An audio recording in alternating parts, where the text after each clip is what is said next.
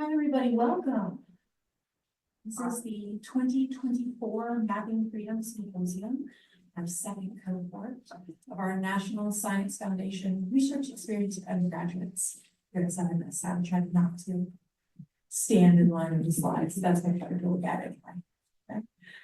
My name is Elizabeth Legault. I'm the head of library technology here at USM, and it is my honor, on behalf of myself and my co-PI, Elise McGowan, to welcome you to the symposium. We have a wonderful group of students that have come to us from all across the country to do original research and learn digital humanities skills that they're able to take back to not only at their home institutions, wherever that may be, or into their careers in the future. And they really have come from all across the United States, as far north as Cornell University in New York, and as far south as University of North Florida and Jacksonville, Florida. Additionally, so the students have also drafted a full-length research paper in addition to preparing their presentations, which you will see today. And for many of these students, this is the first time they've ever conducted scientific research or written a research paper or given a public presentation. So you have no idea how proud we are of this group of students and all of the wonderful work and effort that has gone into this. So it absolutely takes a village to do a program like this.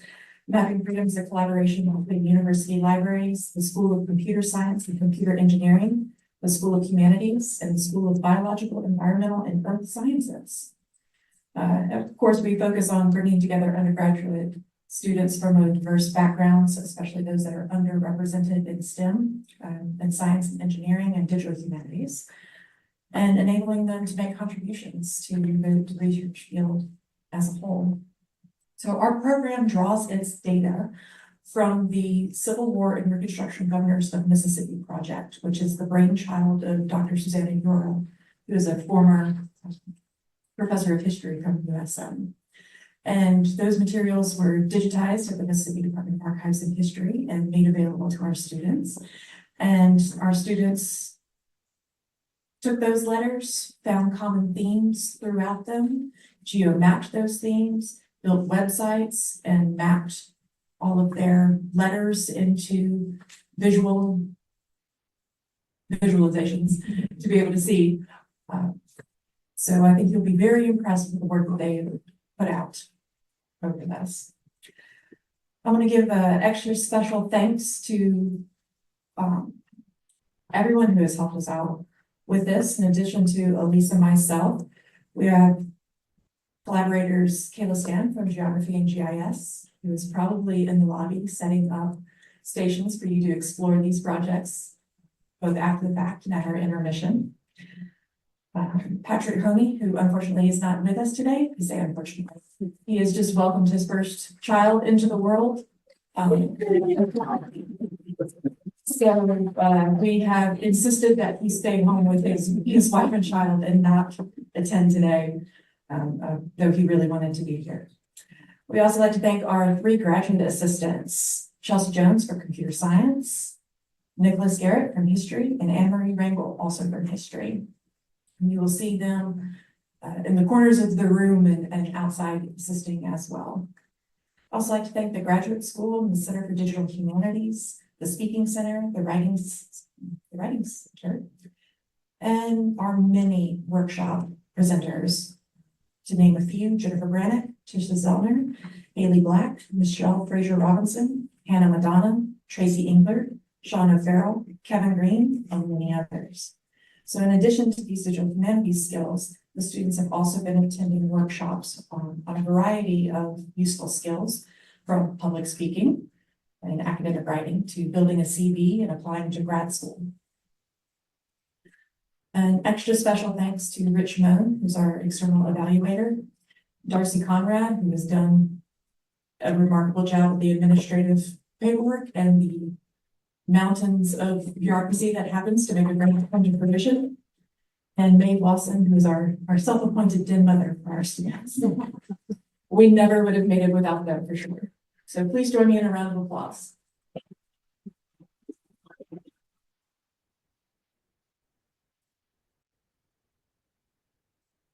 Today, each of our 9 students will present their research for approximately 10 minutes and then have a few minutes for question and answer afterwards. So without further ado, I'd like to invite up Meg Lawson, our dead mother, to the stage to introduce our first speaker. Thank you.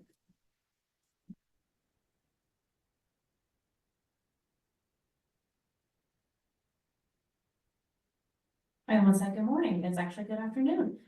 Our first presenter is Brandon Smith, who is a sophomore social science teacher education major at the University of Alabama in Tuscaloosa, Alabama.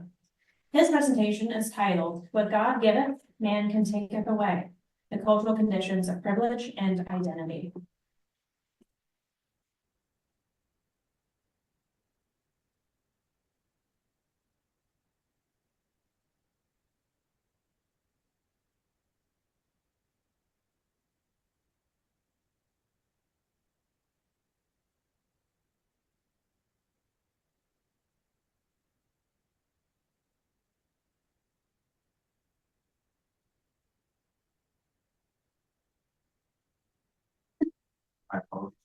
Good afternoon, everyone.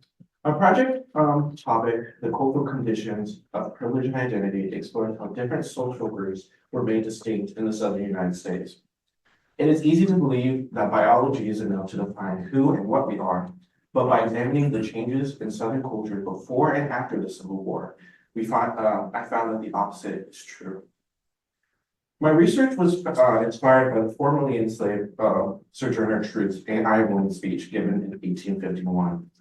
Although the version shown to you is fabricated to give her an authentically Black voice, it poses an important question. Although she was a woman, the larger culture at the time would have told her that she was not. Throughout my presentation, I ask you, the audience, to think about the racial and gendered identities that you might possess. I was able to reach the conclusions that I did thanks to past researchers who examined these 4 identities and their specificities separately. In my research, I examined them coming together in social interaction and coming together to create a bigger and more inclusive picture. The first question I wanted to answer was, how are gender and race defined, and through what cultural mediums these definitions are enforced? My definition for cultural mediums are any largely participatory system, whether or not that participation is voluntary, which allows me to explore systems such as slavery. These cultural mediums can include common language that's used at the time, law enforcement, religious beliefs, shared ideas, politics, and even sex, not just as the physical action, but also gender performance or certain ideas about sexual behavior. If it is believed that white women are sexually pure or that Black men are sexual predators, that is sex. The second question I wanted to answer was, what protection and privileges are granted to certain identities, and can these privileges be taken away in exchange for a lesser label? A lot of my research examines the social divisions that were apparent in Southern culture. I believe that the creation of these in and out groups and the conflict between them is somehow incentivized. Because there is a reward for exhibiting appropriate behavior, I explored the idea of negative consequences for exhibiting inappropriate behavior. My last and final question is, in response to cultural shifts, how do these social labels change, and do they become rooted in something new? The Civil War in this context is the dramatic transition from the antebellum period to the Reconstruction era, where once manhood, womanhood, and even personhood were exclusive to whiteness, suddenly in the new era become inclusive of Blackness, and how that affects Southern culture. What I found was that in the antebellum period before, to compare and contrast, was that whiteness was largely defined by economic success. And although it couldn't be totally taken away, it could be diluted. The lowest level of whiteness was the quote unquote poor white trash, which represented a majority of the the South's white population. They were often over-policed and harshly punished by the upper classes for violating the law. In my research, I found an incident where 2 whites were sentenced to be whipped, a similar punishment given to enslaved people. Manhood and womanhood were united in this idea of honor, but they manifested differently. and it was a practice allowed only to white people. Manhood was defined by bloody and defensive violence under constant peer review. Any challenge to social hierarchy or to personal reputation justified cruel acts of violence. Manhood could be revoked in exchange for being a boy, meaning a person without masculine honor. Womanhood was fragile and based on evangelical principles of conservative and modest behavior. Any deviation would result in a loss of this identity. Even in cases of rape, a woman who had lost herself to another man was no longer considered a woman. A man that she was not married to. Blackness at this time existed in stark contrast to whiteness. To be Black was to be denied personhood. And because of the cruelty that was slavery, pain and trauma, as well as skin color, became social identifiers. Southern cultural practices that surrounded distinguishing Blacks as a social group involved insulting Black existence and reinforcing the social barrier between Blacks and whites. Legally, they had no right to defend themselves and were often victims of cruel punishment, rape, sexual assault, and vigilante violence. But in the aftermath of the war, and after the passing of the 13th Amendment, Black people suddenly were granted the same personhood as white people, which brought the foundations of Southern culture. Both groups were now engaged in what were formerly white ideals and practices that affirmed their identity as men and women. Each race respectively reviewed their own race as a unifying factor among them, and Blackness and whiteness at this time were in social conflict. White paramilitary groups began to arise, as well as an idea of collective white supremacy that opposed Black people exploring their freedoms. The Black experience was still marked by instances of pain and trauma, but determined to explore their freedoms, they found ways to resist white violence. Personhood could be revoked if a person was found guilty of a crime underneath the law. Black people specifically suffered as political and economic prisoners in the convict leasing system, similar in cruelty and treatment to slavery. The letters I decided to read for my research topic, I decided would be best if they pertain to certain sex crimes. The 27 letters I read were tagged with one or more of these 5 sex crimes.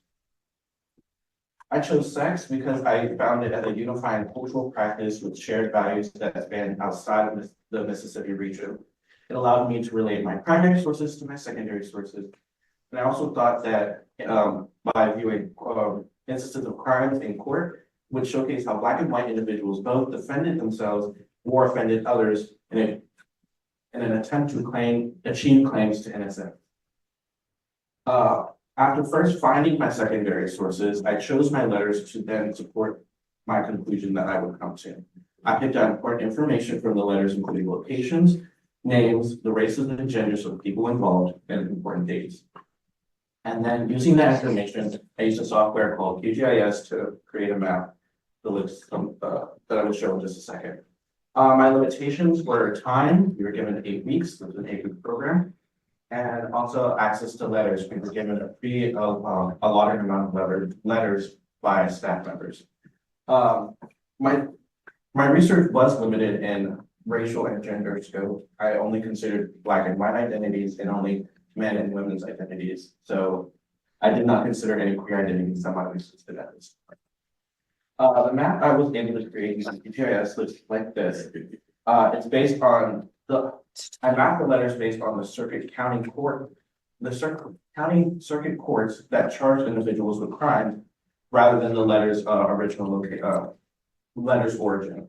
The number of letters I did find spread evenly and widely across Mississippi. The greatest number of accused people I found in letters were Black and unspecified males. Unspecified meant that I could find no identifier for their identity, either racial or gender-wise, if it fit that category. A lot of my letters did indicate when the accused or the victims were Black, but it is unknown to me why some identities were left out. The greatest number of victims for crimes that I found in letters were unspecified and Black women. And the same problem here arose where some identities were left out and others were not for reasons I could not determine. I could make guesses, but I couldn't find a way to back them up. The languages of my letters, most of them written in 1874, after the Civil War and towards the end of Reconstruction largely reflect the cultural shift that we saw after the passing of the 13th Amendment. These letters to the Mississippi governors were largely petitions with long lists of names vouching for the character of people, most of them Black, some white. Offensive words similar to the ones on screen were used in the defense of men who were charged with some sex crime against women. And also, there were at least 2 tales of dramatic violence where men delivered their vigilante justice against other men who attempted to seduce their daughters or slander their names. I asked the audience in the beginning to consider their own identities throughout my presentation. I now ask you to take a moment to consider how the person next to you might define you and your identities. While they might be personally chosen, they cannot exist outside the broad and collective social context that is culture. Thank you so much.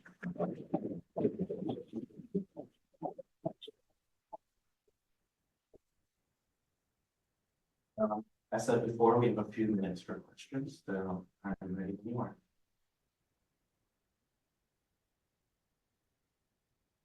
Yes.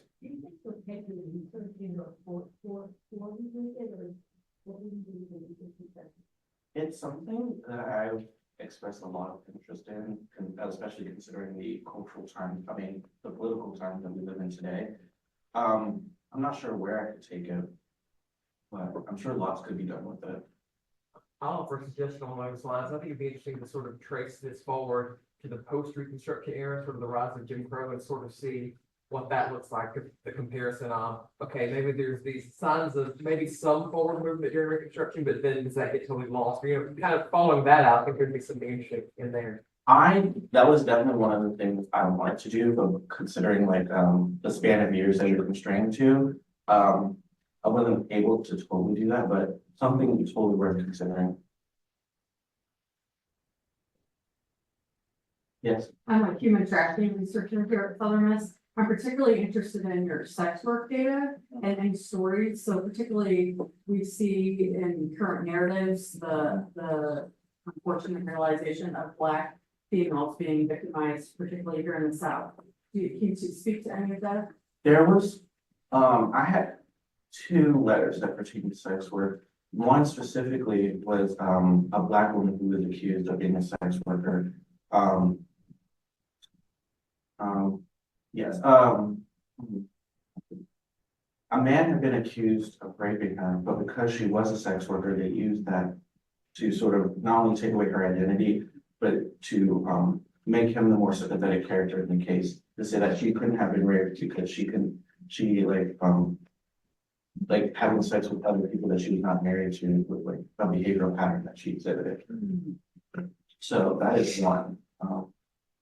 The other case that I have is unknown. I could not find her racial identity, but she was the niece of the man who was accused, and the man writing in defense, actually, that the letter I'm talking about right now, those are the words from it. He accused the niece of being a harlot and concubine of others, and also described her body as being voluptuous with her talent to seduce people.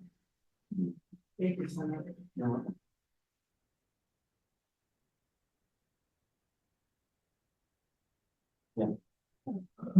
I know this might fall a little bit outside for your research, particularly, but did you ever look into any of the tags and letters or anything like the kind of identity or like unlawful cohabitation? Yeah, unlawful cohabitation was my category. It's not bigamy though. Although I did find one letter where they were considered like the same thing. So I think a lot of times, like when it came to crimes like fornication, unlawful cohabitation, or bigamy, it was the law kind of being nitpicky. Most of those crimes were attributed to Black individuals.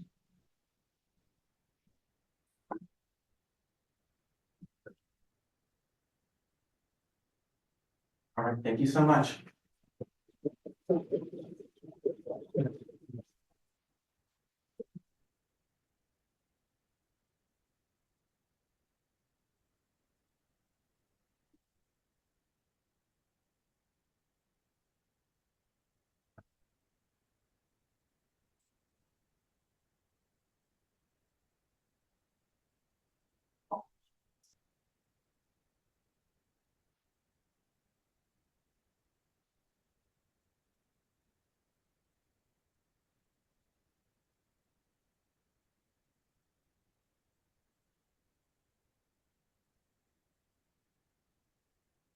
Sorry, quick microphone change. Our next presenter is Cassandra Lanza, who is a sophomore computer science major with a minor in mathematics at St. Vincent College in Marysville, Pennsylvania. Her research is titled Relocation, Reshaping Relationships, Impressment in Civil War, Mississippi.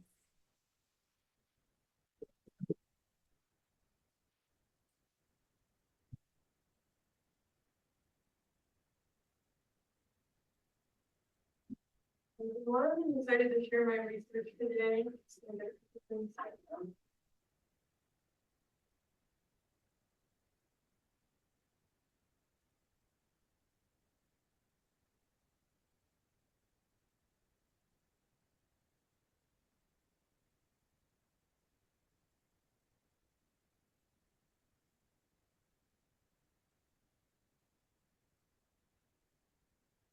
In the later years of the Civil War, the Confederacy began experiencing a labor shortage. Impressment was one of the ways that they began to combat that, starting in March of 1863. Impressment was the practice of government-mandated forceful seizure of goods from Confederate citizens to support the war effort, kind of like a military draft, but for property. Since enslaved persons were viewed as property at the time, they kind of fell under this umbrella of impressed goods. They were used as non-combatant military laborers at railroad sites or military fortifications. Enslavers, particularly plantation owners known as planters, heavily opposed this practice for a variety of reasons. I had two research questions going into the topic of impressment. First, are the CWRGM letters consistent with prior research on impressment? And are the reasons that the planters opposed impressment reflective of their plantation size and associated socioeconomic status? Before I did my own research, I wanted to look at what prior scholars had said. I found that early analyses of impressment did establish that planters were opposed to it, particularly for the ill treatment and disease harming the condition of their enslaved persons, unreliable compensation, and a necessity for labor on plantations during the height of agricultural seasons. They found that all these reasons generated a distrust between the Confederate government and enslavers. More contemporary sources on impressment did agree with these claims, but they examined it more through the lens of the enslaved persons. We found that the tumultuous, violent, and arguably poorly managed process gave enslaved persons an opportunity to self-emancipate. We also found that this lack of cooperation led to a discussion of a Confederate emancipation policy as a bribe for the support of the sizable enslaved population. It was also found that impressment sites had generally worse conditions, being unsafe, negligent, disease-prone, sexually exploitative, and destructive to Black families. While these characteristics are true of slavery in general, impressment sites really seem to amp it up. In addition, plantation sites also had more of a focus on the family structure, even if it was only a manipulation tactic to keep enslaved persons from running away. So currently there was no research on how the reasons that planters resisted impressment related to their status and location. So that's kind of where my research project came to fill in the gap. And in addition, since impressment was inherently a process of physical relocation, using geographic analysis was really something that I wanted to incorporate in studying it. For my methodology, I first started by looking through a master document of our provided CWRGM letters for the keyword impressment. I was looking for any letters that discussed reactions to or the proceedings of impressment, and I excluded any letters that were about non-enslavement goods or requests for employment as impressment agents. From this, I found 5 overall themes emerge. First, authority confusion, where the writer was unsure about who was running impressment affairs and who to listen to, whether it was their local sheriff, the governor's orders, or sometimes they had issues with like impressment agent impersonators. Enslavers' opposition, which was the second category, pretty self-explanatory, just letters of resistance to the policy. Reports and communications, which were neutral details of the proceedings of impressment. Transport struggles, which were issues physically relocating impressed persons, either due to Union attacks or poor roadway conditions. And then letters of support, where the writer expresses personal approval for the impressment policy. From the enslavers' opposition letters, I further sorted them into 5 kind of reasons that emerged from what they were writing about. So crops, where the enslaver feels they have a greater need for agricultural labor and doesn't want to give up their labor force for impressment. Flood, where the enslaver expresses a fear that their enslaved persons will run away during the course of impressment. General refusal, which was a lack of cooperation for impressment without a specific reason listed in the letter. Mistreatment, where they recount either negligence, disease, or physical violence against their enslaved persons over the course of their impressment. And then return requests, where the enslaved person had already given up, or the enslaver had already given up their enslaved persons into the impressment system, and then one of them returned for whatever reason. From these enslavers' opposition letters, I then geolocated in OpenStreetMap in QGIS to find the coordinates from each letter, so I could grab points to have as my first data set. I then outsourced a second data set from Bucknell GIS's publicly available GIS data sets. I did slaveholding families by county in 1860. I used 3 classes of slaveholding families for this project, small, mid-sized, and large plantations. So 1 to 9 enslaved persons, 50 to 99, and 300 plus respectively. I then displayed those location points I got from the letters over top of each of these 3 classes as kind of my 3 base maps to compare. Just to give you an idea of what I was seeing in a lot of the letters, here are some examples from a couple of the reasons I listed. So for crops, we have one letter where the man claims that his family should be exempt from the impressment law because he feels he needs the labor to help raise a crop of corn to feed his family. In the flood category, we have an account of 22 enslaved persons running off, scared off by the impressment officers. And then in the mistreatment category, we have a letter recounting how an enslaver heard that his enslaved persons were hardly fed and working without any regard to their health day and night. As you can see from the distribution of letters, over half of them were centered on enslavers' opposition, showing that this was a pretty central issue about impressment in the letters at the time. We see about a quarter that are reports and communications, which are helpful for understanding like the details and the figures around impressment, but since they didn't really have emotions or reactions, they're kind of limited use to the scope of my study. Topics like authority confusion and transport struggles suggest poor execution and efficacy of the policy overall. And there was one singular letter of support where the writer complains about so-called unpatriotic planters who refused to give up their enslaved persons for impressment. This single letter of support obviously doesn't do a whole lot to offset the overwhelming negativity found in the letters surrounding impressment. When we further break down the enslavers' opposition letters, we see pretty even distribution between those crops, mistreatment, and flood reasons, with the general refusal being the largest category. When we map those points out, though, it reveals a little bit more about the contents of these letters. So I have the same collection of my CWRGM letters points mapped over the 3 different base maps and classes of slaveholding families.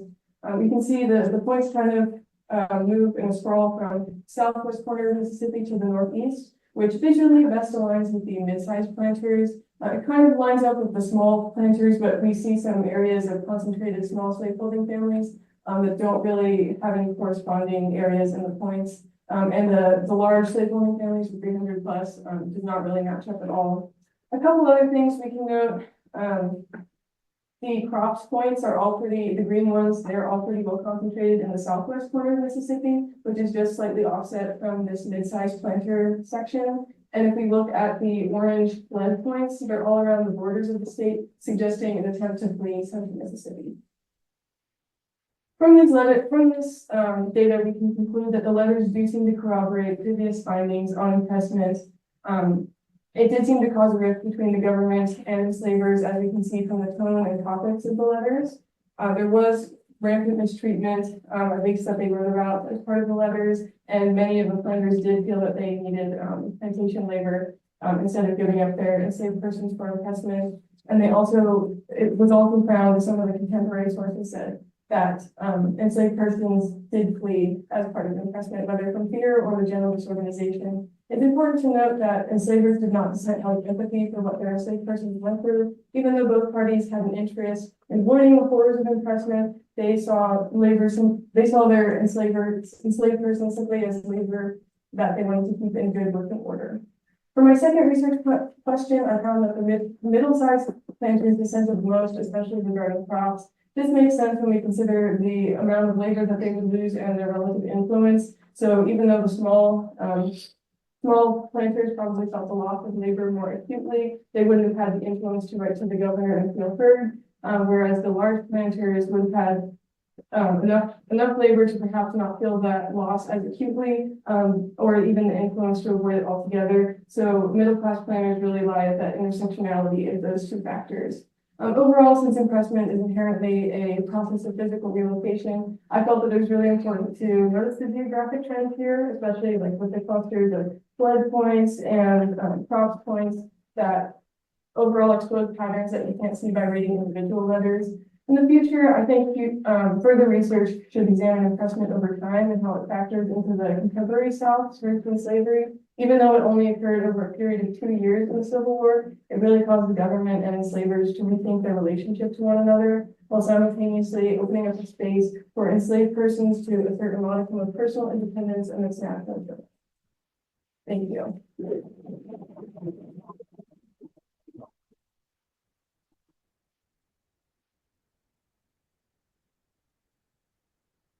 Microphones to you if you have a question. So we can hear you.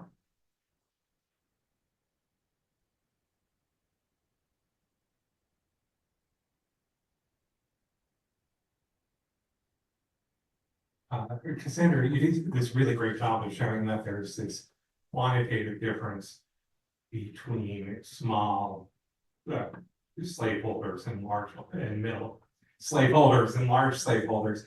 I'm wondering if there are also qualitative differences. Were there different tonal or words used or approaches to the government that the mid-sized slaveholders use? Like, do they have a different way of speaking about their hardship, their perceived hardship? Yeah, that's definitely something I wanted to look into a little more. Obviously with like the time we have here, it wasn't as much, but I would say there were letters from small slaveholders that definitely stood out. They were often asking for like one single person back, like a couple of those return requests or the flood points are asking about like a specific person that they had put off into impressment and they were wondering about their whereabouts. Whereas I felt those with more enslaved persons, it was often like a tone of indignancy, almost like how dare the government take away my enslaved persons. So you could definitely see maybe a power imbalance there, but that's something I'd love to look into more in the future. Thank you.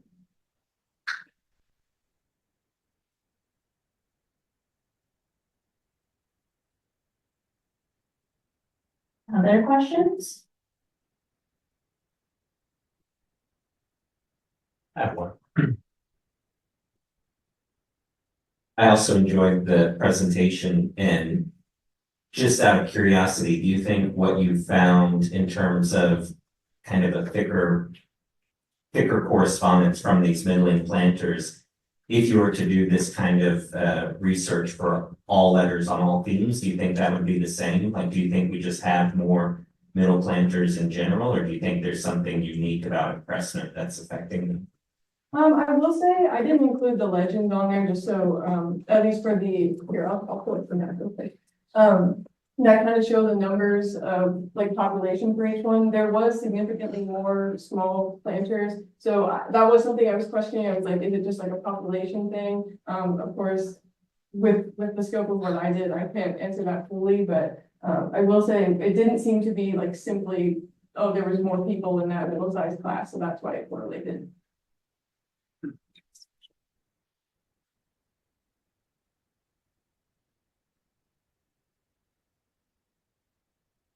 Hello. Back to this map, not to like the marks on there, what are the different shades on the map of Mississippi? Oh, yes, I'm so sorry if I skipped over this in my presentation. So the darker categories, are the like higher population of, that like size of slaveholding. Yeah, I realized I didn't say that in the presentation.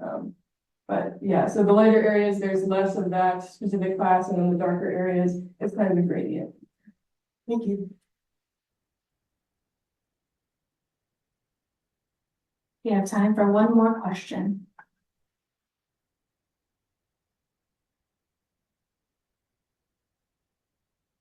Okay. Thank you so much.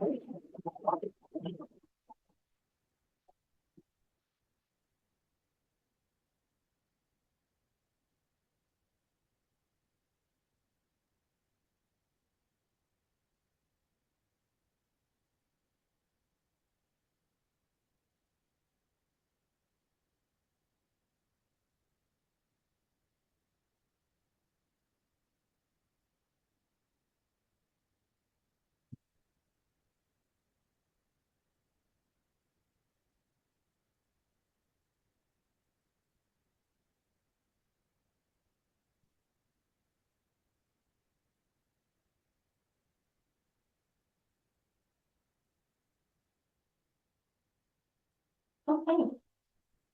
Our next presenter is Ramsey McManus, who is a sophomore here at the University of Southern Mississippi. She majors in history with a minor in library science. And today Ramsey will be presenting the forced labor loophole, an analysis of convictions and prison sentences of labor convicts in Reconstruction era Mississippi.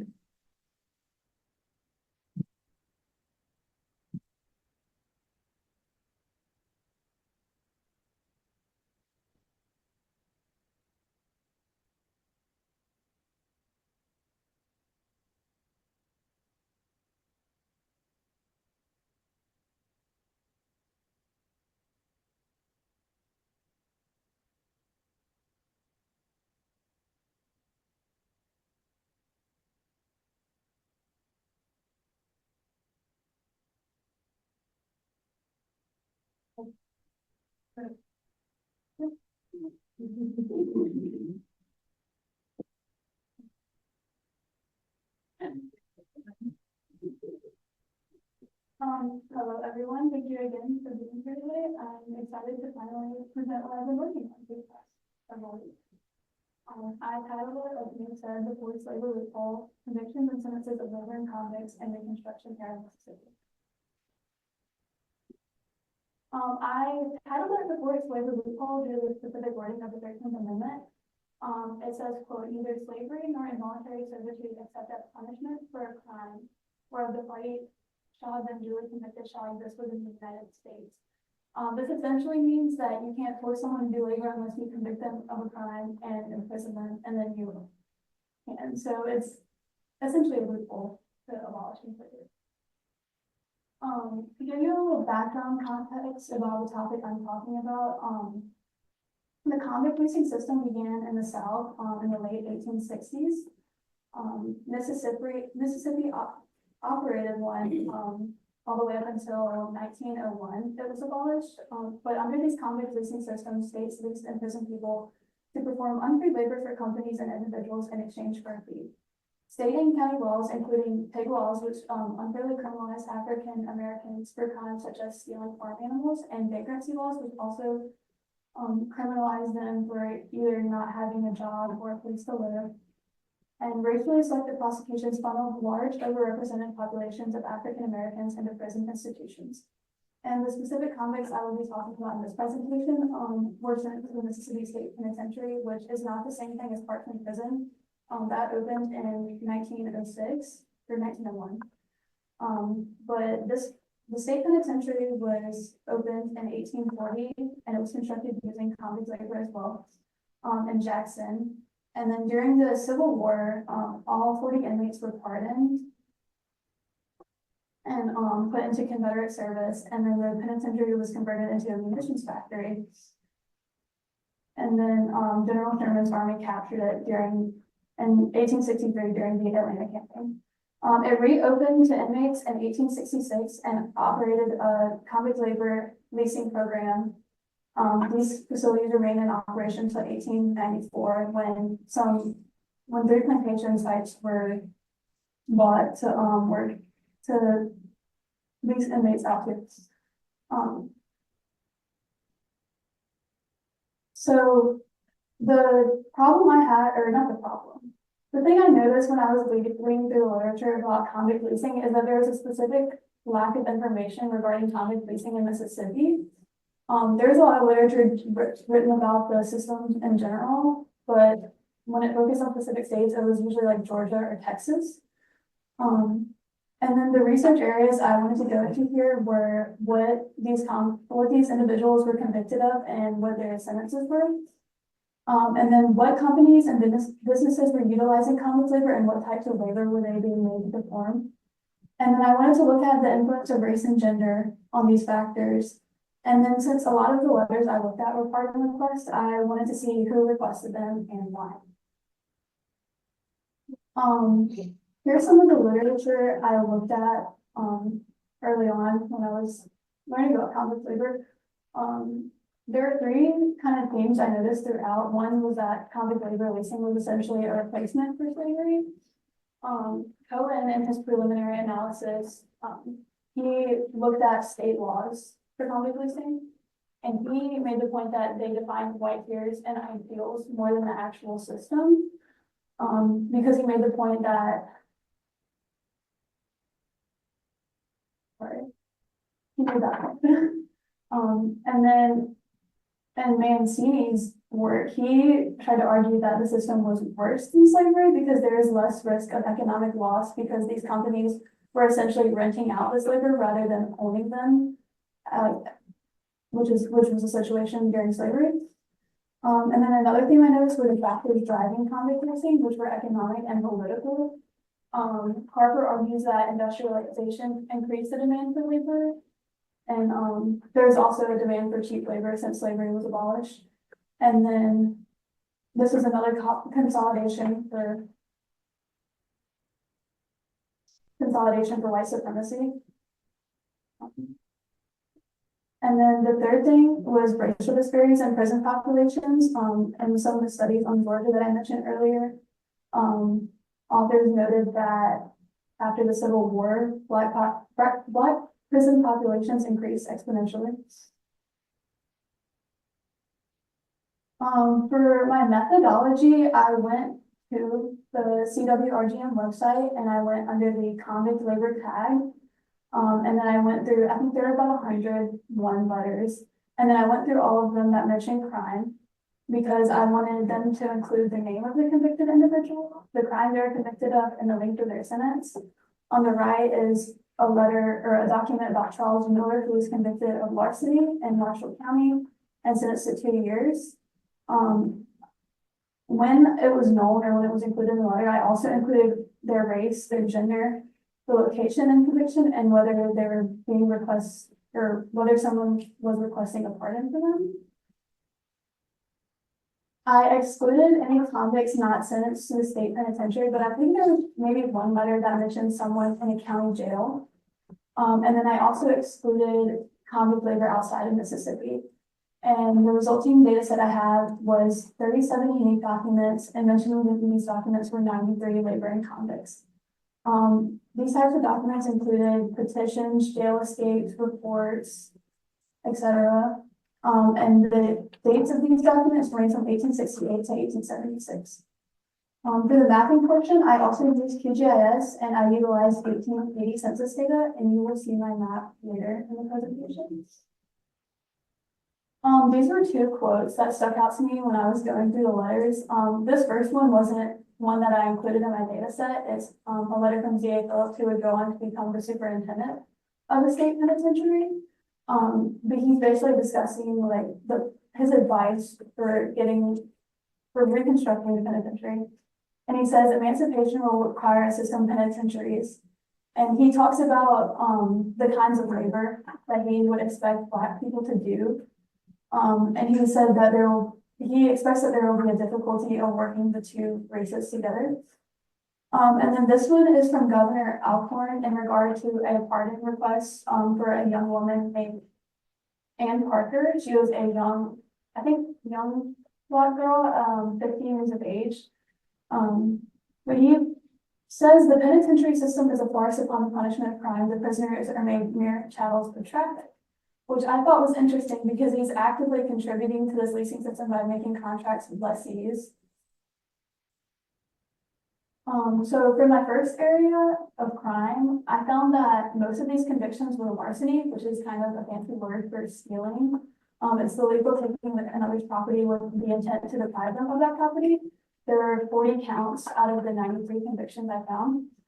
And then I also calculated the median sentences. I didn't do averages because I didn't want any outliers to throw the numbers off.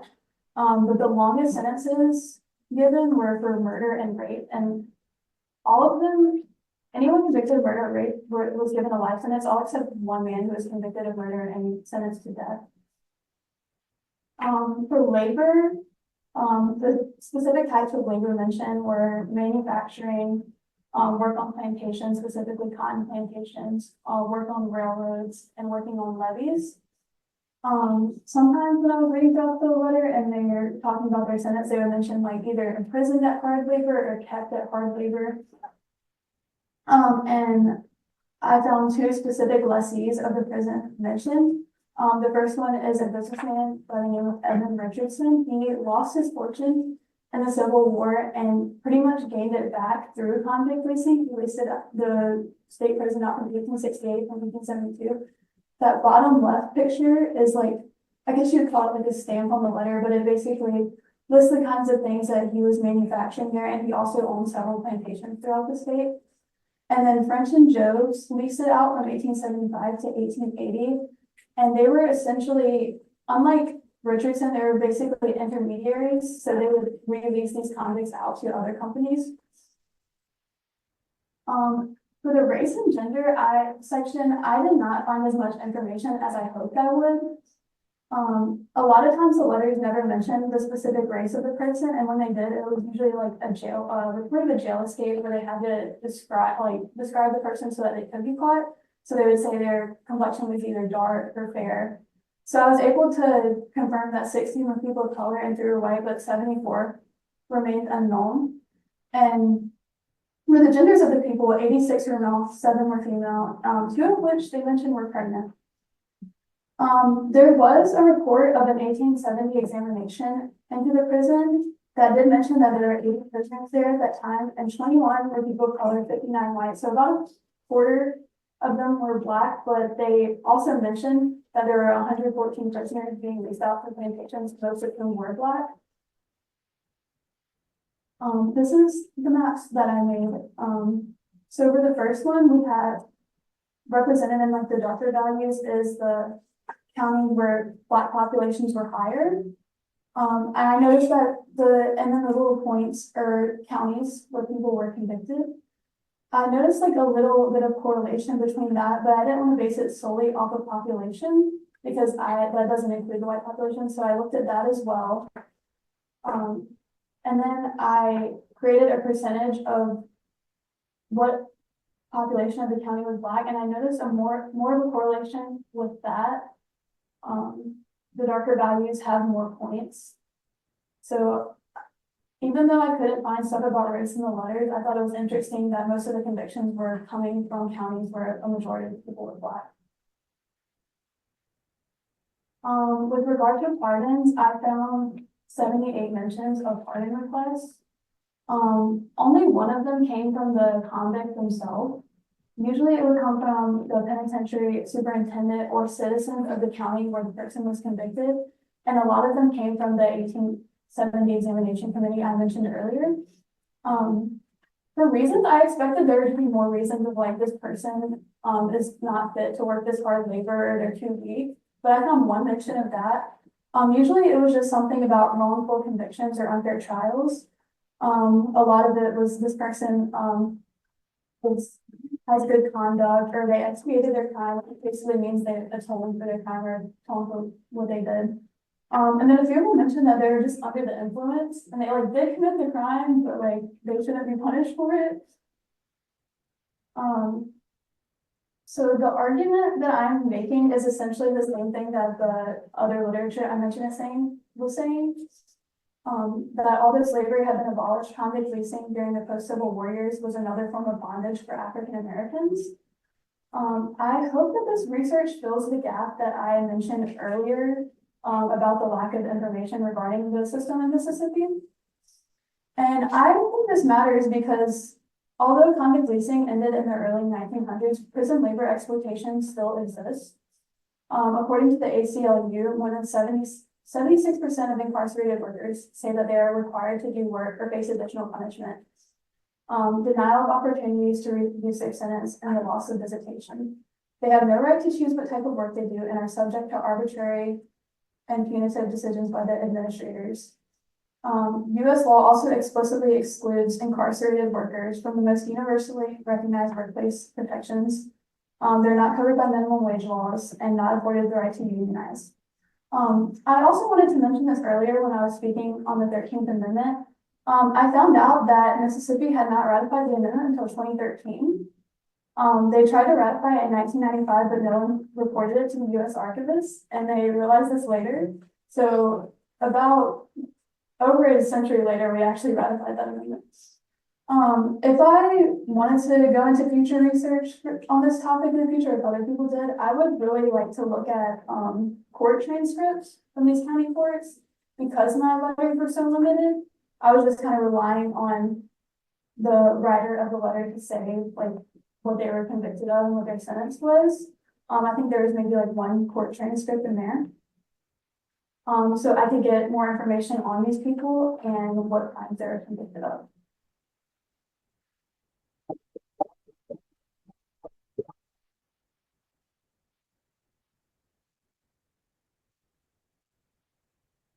What questions do you all have?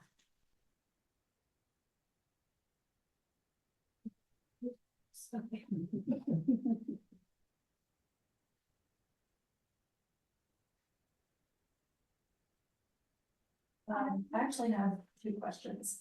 My first question is, when you were doing your research, did you find any percentages on whether or not the majority of the Black prisoners were wrongfully convicted, like actually wrongfully convicted? I did not look through any court transcripts, so there were with the pardon request, they were given reasons for why they think it was a wrongful conviction, but like I mentioned earlier, I couldn't tell when many of these people were people of color, so I can't fully answer that question until like I knew what the race of the person was. There was just so much unknown in that regard. Okay, and my last question is, considering what, you mentioned at the end of the presentation about lack of rights for working and unionizing, do you think that this should be debated, like, say the death penalty is debated on whether or not it should be used based on either the severity of the crime or whether or not it should be used at all? Are you asking me if I believe in the death penalty? No. Absolutely not. I'm asking if you think this research is as important and it should be discussed along with that debate. I think it could definitely contribute to it, just the types of labor that they're, because a lot of the research just kind of denounces the system and it's so similar to today's. Even though there's like maybe one that Clements mentioned, it's still, what is the word, cruel and unusual punishment. So I think it could definitely contribute to those debates. Okay, great, thank you. My question, you may have kind of already answered this. I'm curious about with the pardon letters, was there enough data where you could sort of tell the race of the prisoners for whom the pardons were being requested, or was there not really enough data to tell? Like, was it mostly white prisoners? Was it a mix? What did that look like? Yeah, a lot of really the colored people of color that I mentioned saw it was jail escapes, which is why I could figure out what their race was. Someone mentioned this yesterday that maybe like in pardon requests they wouldn't mention the race of a person, so they would be more in favor of granting them that pardon. But yes, the information on the races of the people is so limited, so I can't give a definitive answer on that. But that is a good question. I am alarmed by the fact that it took that long for Mississippi to ratify. Do you think that has affected work opportunities and salary, all of that type of advancement for the colored population in our current, or up to that point, for opportunities for the people of color? I mean, it was still, the convict leasing system was still abolished in the early 1900s, but like in several other states, the prison labor exploitation still exists.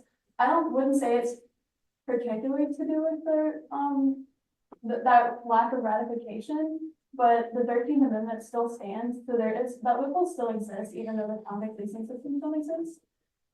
But yeah, the reason they found it out, I think when the movie Lincoln was made in 2013, someone was doing research for that movie, and that person figured out that the amendment was not ratified. So thank you, Lincoln, I guess.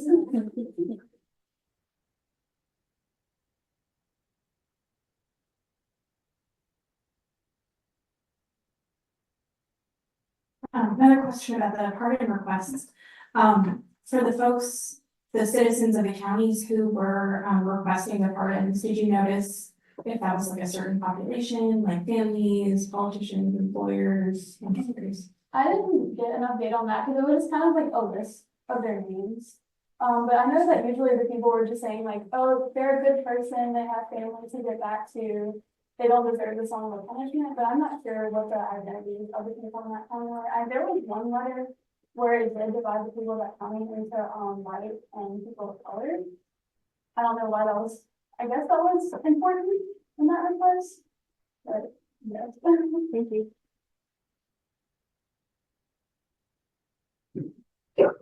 My last question. I'm not sure if you stated this earlier, but was it just like extreme crimes that were doing this, or was it like possibly crimes? I think so I think it was them out there and I apologize. So the crimes I saw on the varsity, manslaughter, assault, battery, murder, so murder is a big thing. That's in my mind. Burglary, arson, rape, robbery. Essentially, poisoning, manipulating, squatting, I don't sound like if you have to do that kind of thing. In regards to varsity, I never knew how serious like their theft was or like what the amount of hours or they didn't really describe the beginning of the crime in these letters, but I think it includes the thing about them like how serious crimes is. It's time enough to get you sentenced to the state penitentiary.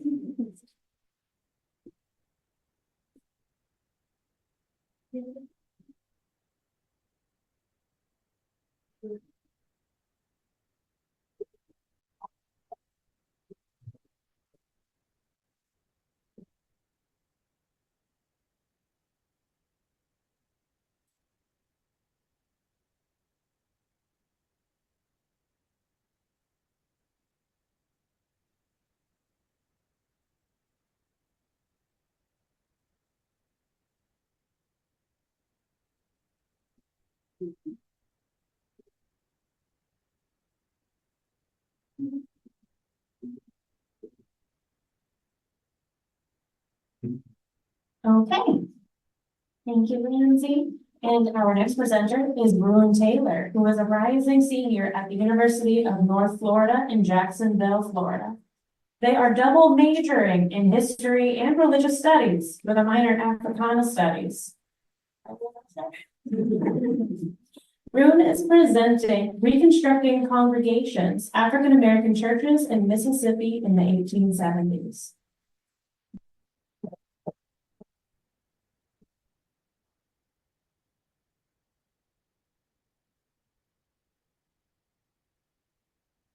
Hello. Reconstructing Congregations, African American Churches in Mississippi in the 1870s examines the non-theological social functions of Protestant churches that serve Black communities in Mississippi during the later years of Reconstruction. Throughout this presentation, research will aim to examine the following questions. What roles did Black Protestant Christian churches serve to African Americans in Mississippi?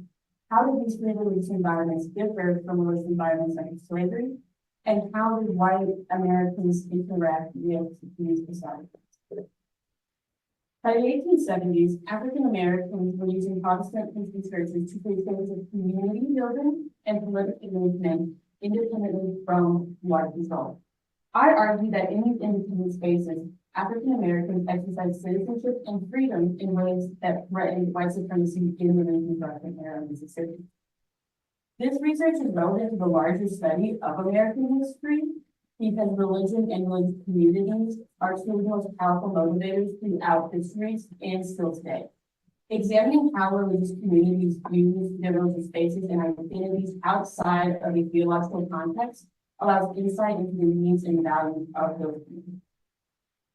While previous scholarship on African American people and Christianity has focused primarily on religion during slavery and in comparison to white churches, this study focuses solely on the focuses strictly on African American churches during Reconstruction. By focusing on how these churches foster close-knit communities, this study also discusses the violent responses of white supremacists who attempted to disrupt these communities. In selecting from the provided primary sources, I I needed documents to meet all three of the following criteria, involving both African Americans people and African American churches, be written between the years 1870 and 1875, and have been sent from a citizen within the state of Mississippi. From those filters, 5 letters were found selected.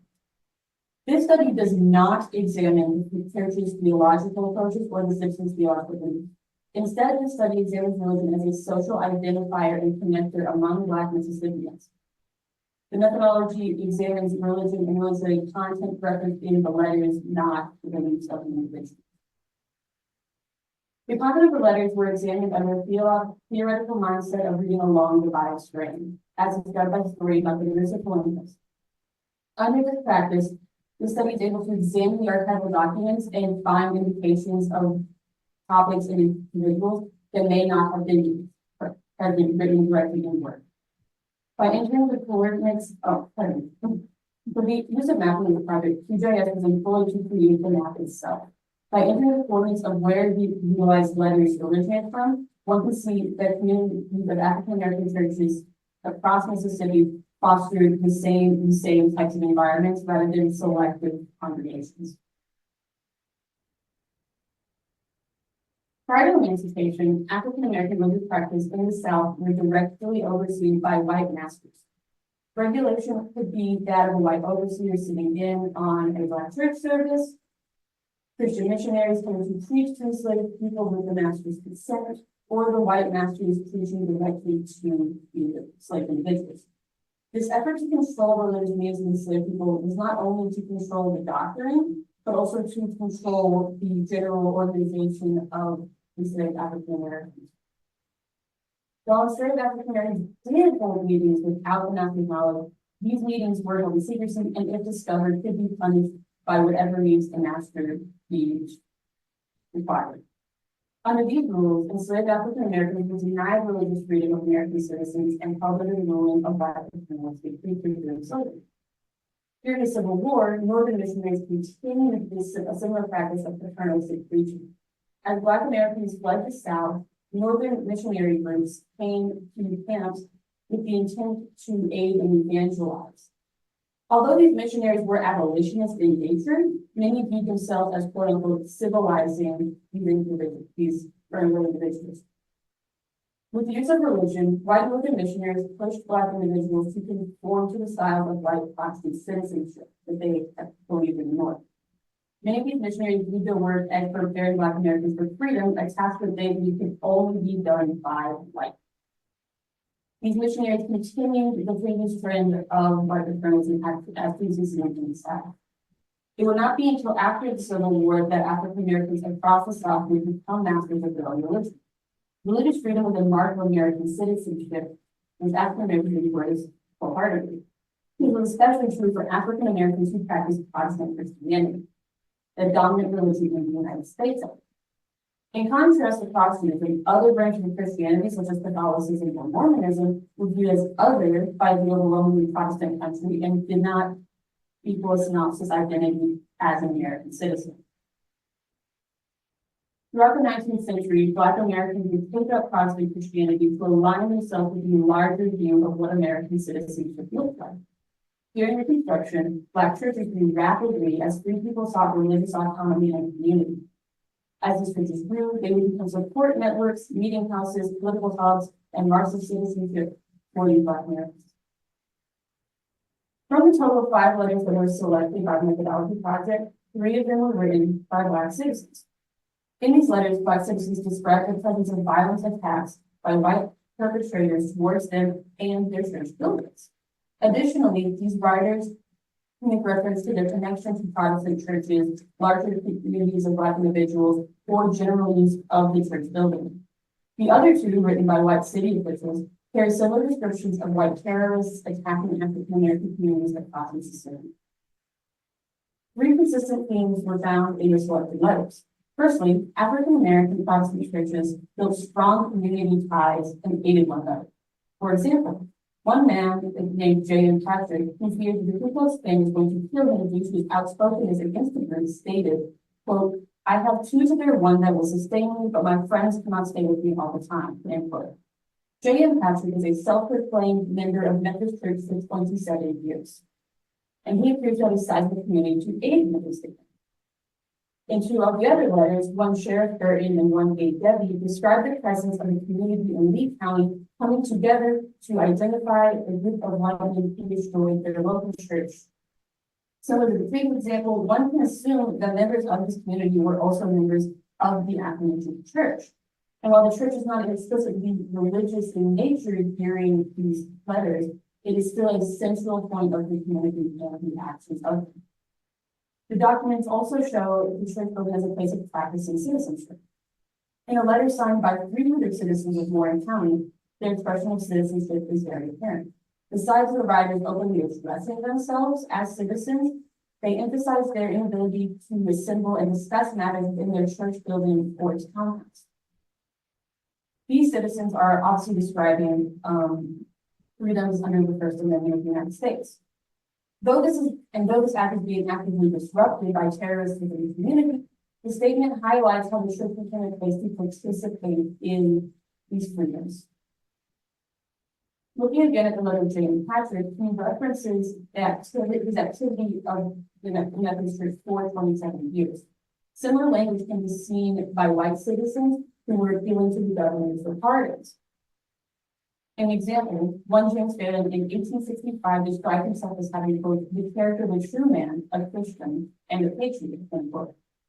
When Patrick describes himself in his identity to the governor asking for aid, he's showing himself to also have this quote-unquote character of a true man.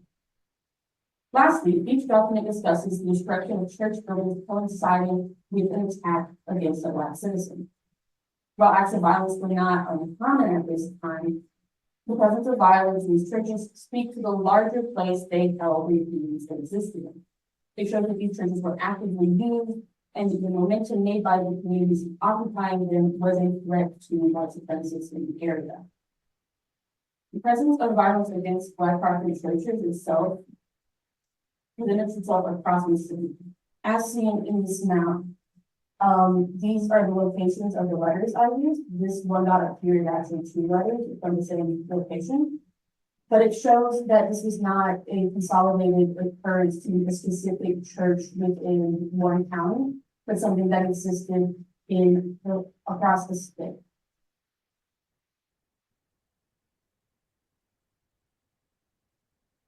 In closing, Protestant African American churches using the 1870s as spaces for Black Mississippians to exercise citizenship and build communities. These operations took place within Black church buildings, and while these actions were not explicitly religious, these religious spaces acted as a vessel to meet the congregation's needs. Illustrated by the letters, connections formed by the Black congregations were able to support the greater local community and create political momentum. In contrast to slavery, during Reconstruction, Black Americans could freely exercise their religious freedoms and align themselves with Protestant identities that furthered their identities as American citizens. Lastly, Protestant Black churches threatened white supremacist social orders. The destruction of Black community spaces by white terrorists, as mentioned throughout the letters, was not merely an investigation, but was a deliberate effort to disrupt and destroy these communities. There are still many subtopics that this project explored, expanding beyond the letters provided by the Mapping Freedom Project. Sources could examine new factors such as gender and racial communities and comparing Black Protestant churches in Mississippi to churches in other southern states to see if they differed in how they function. But for now, this concludes the research.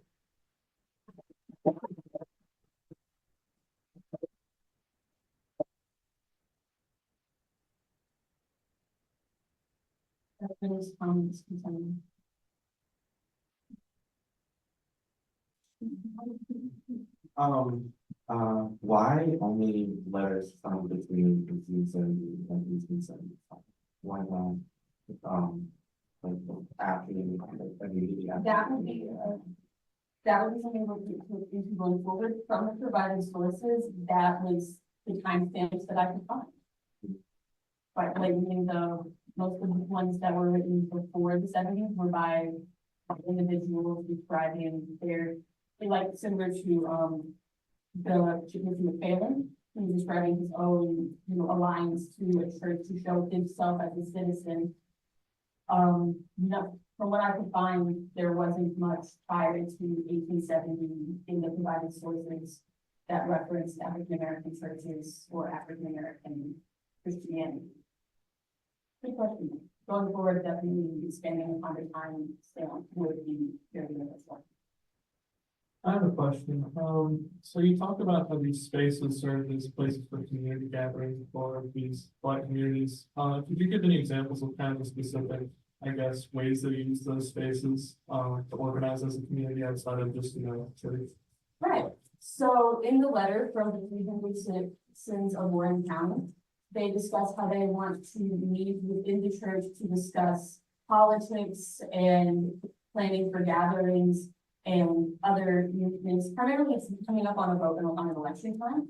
So they want to discuss politics, and they mentioned that if they meet in the townhouse, then the local white population sees that as a threat, and they don't want to make a stir. So instead, they attempt to have this meeting in the church house. And politics are not a religious practice that is seen under most Methodist denominations. So this is that's an example. Outside of the primary sources provided by CWRGM, there were also mentions of the church being used as a meeting place for smaller gatherings, such as school meetings and just like holidays. But that would be another thing to expand upon, is to see if like certain groups use it in different ways, like how the women used it versus how the men used it, and so on and so forth. Big question. Rune, I hope you'll have a chance to follow those degrees to pursue this further. This is a really interesting project. And this may not be a question you can answer from the sources you have, but I'm curious. These 5 churches do not represent all the Black churches in Mississippi at this time. Did you get a sense from the letters why these 5 churches were singled out for violence? That's a very good question, and I don't have the answer right now. I know in the case of some individuals, such as the 300 citizens of Warren County and J.M. Patrick, it was because of their momentum against white communities. So J.M. Patrick, for example, his church community is referenced in the 2 to their 1 that he has to keep in contact with to help him. We can assume that some of those community members are from his 27-year church membership. And he fears for his life because of his outspokenness against the Klan. For the 300 of Warren County, it appears that they threaten the white population based on their voter ability. And if they're meeting to discuss voting choices, then it is probable that that's a potential voting block. So other than that, what it appeared to be throughout the other letters was that these were coinciding with attacks on Black individuals in the community that I don't know necessarily why those attacks were on those individuals, but typically it was described that following the attack, there was then a burning of the church building or otherwise violent attack against the church. So it would appear to have been done to extend a larger message of sorts. Thank you. I have one question here and then I'll come for you, Dr. Terry, and you'll be the last one. Okay. So outside of the Catholic churches, like you mentioned, outside of Catholic churches and Christian churches, there's the other category. What would be those specifically, if there are any? So the reason I focused on Protestant Christianity was because it was the dominant Christian belief at the time, and it was the most seen as a synopsis with the American identity. Catholic churches were usually aligned with Irish and Italian immigrants who were coming into the North at the time, and Mormonism is a whole other can of worms at the time and was seen as something so off that it would change you genetically regardless of your racial background if you converted to Mormonism. More on that can be seen in Pauline's Religion of Different Color. I'm not an expert in that field, but that I don't want us to confuse that Protestantism was the only belief held by African American individuals. There were practices of religious voodoo and spiritual hoodooism, ancestral worship, and so on and so forth. I chose Protestantism primarily to have a more narrow field of churches to look at and to ensure that the focus group was a bit more defined. Though Protestantism is very broad. Most of the churches mentioned here were Methodist or Baptist specifically. But I found that that precise identifier wasn't brought up as much within the letters. It was typically just referred to as a church. That's a very good question, seeing how these different groups function within, seeing how it would be interesting going forward to see how did African Americans who practice Catholicism use the community, like use this in a different way than Protestants. Thank you.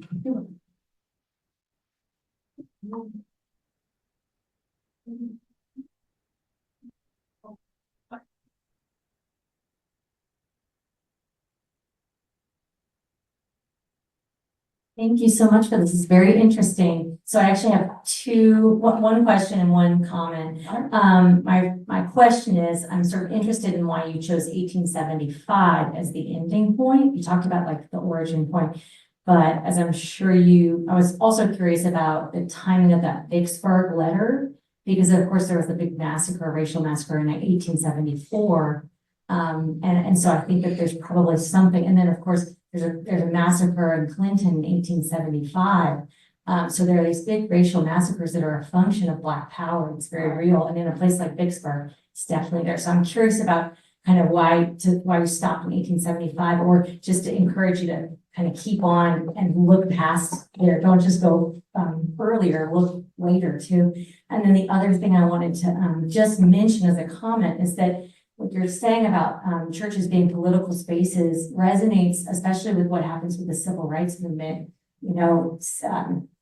decades later. I think I have this reference saying here, Dave Chappelle's The Stone of Hope. He goes into immense detail. That's an amazing book if you haven't read it. Not to sell books for him, but it's a very good book. I had to read it for a class.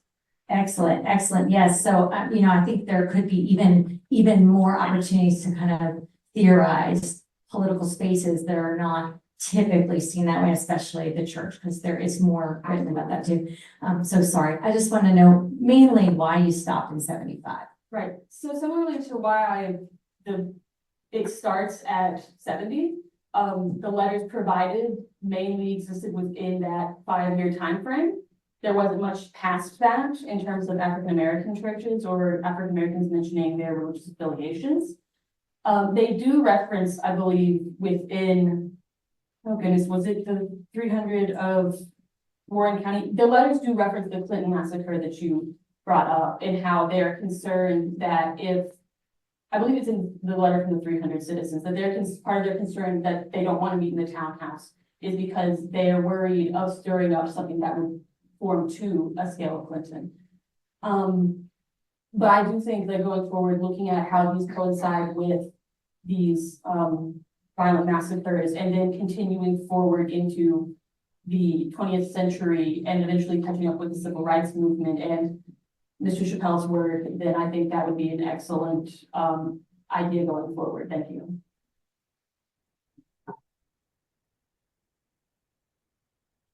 Sorry for out of time. Gotta get to the next one. You can catch me doing intermission.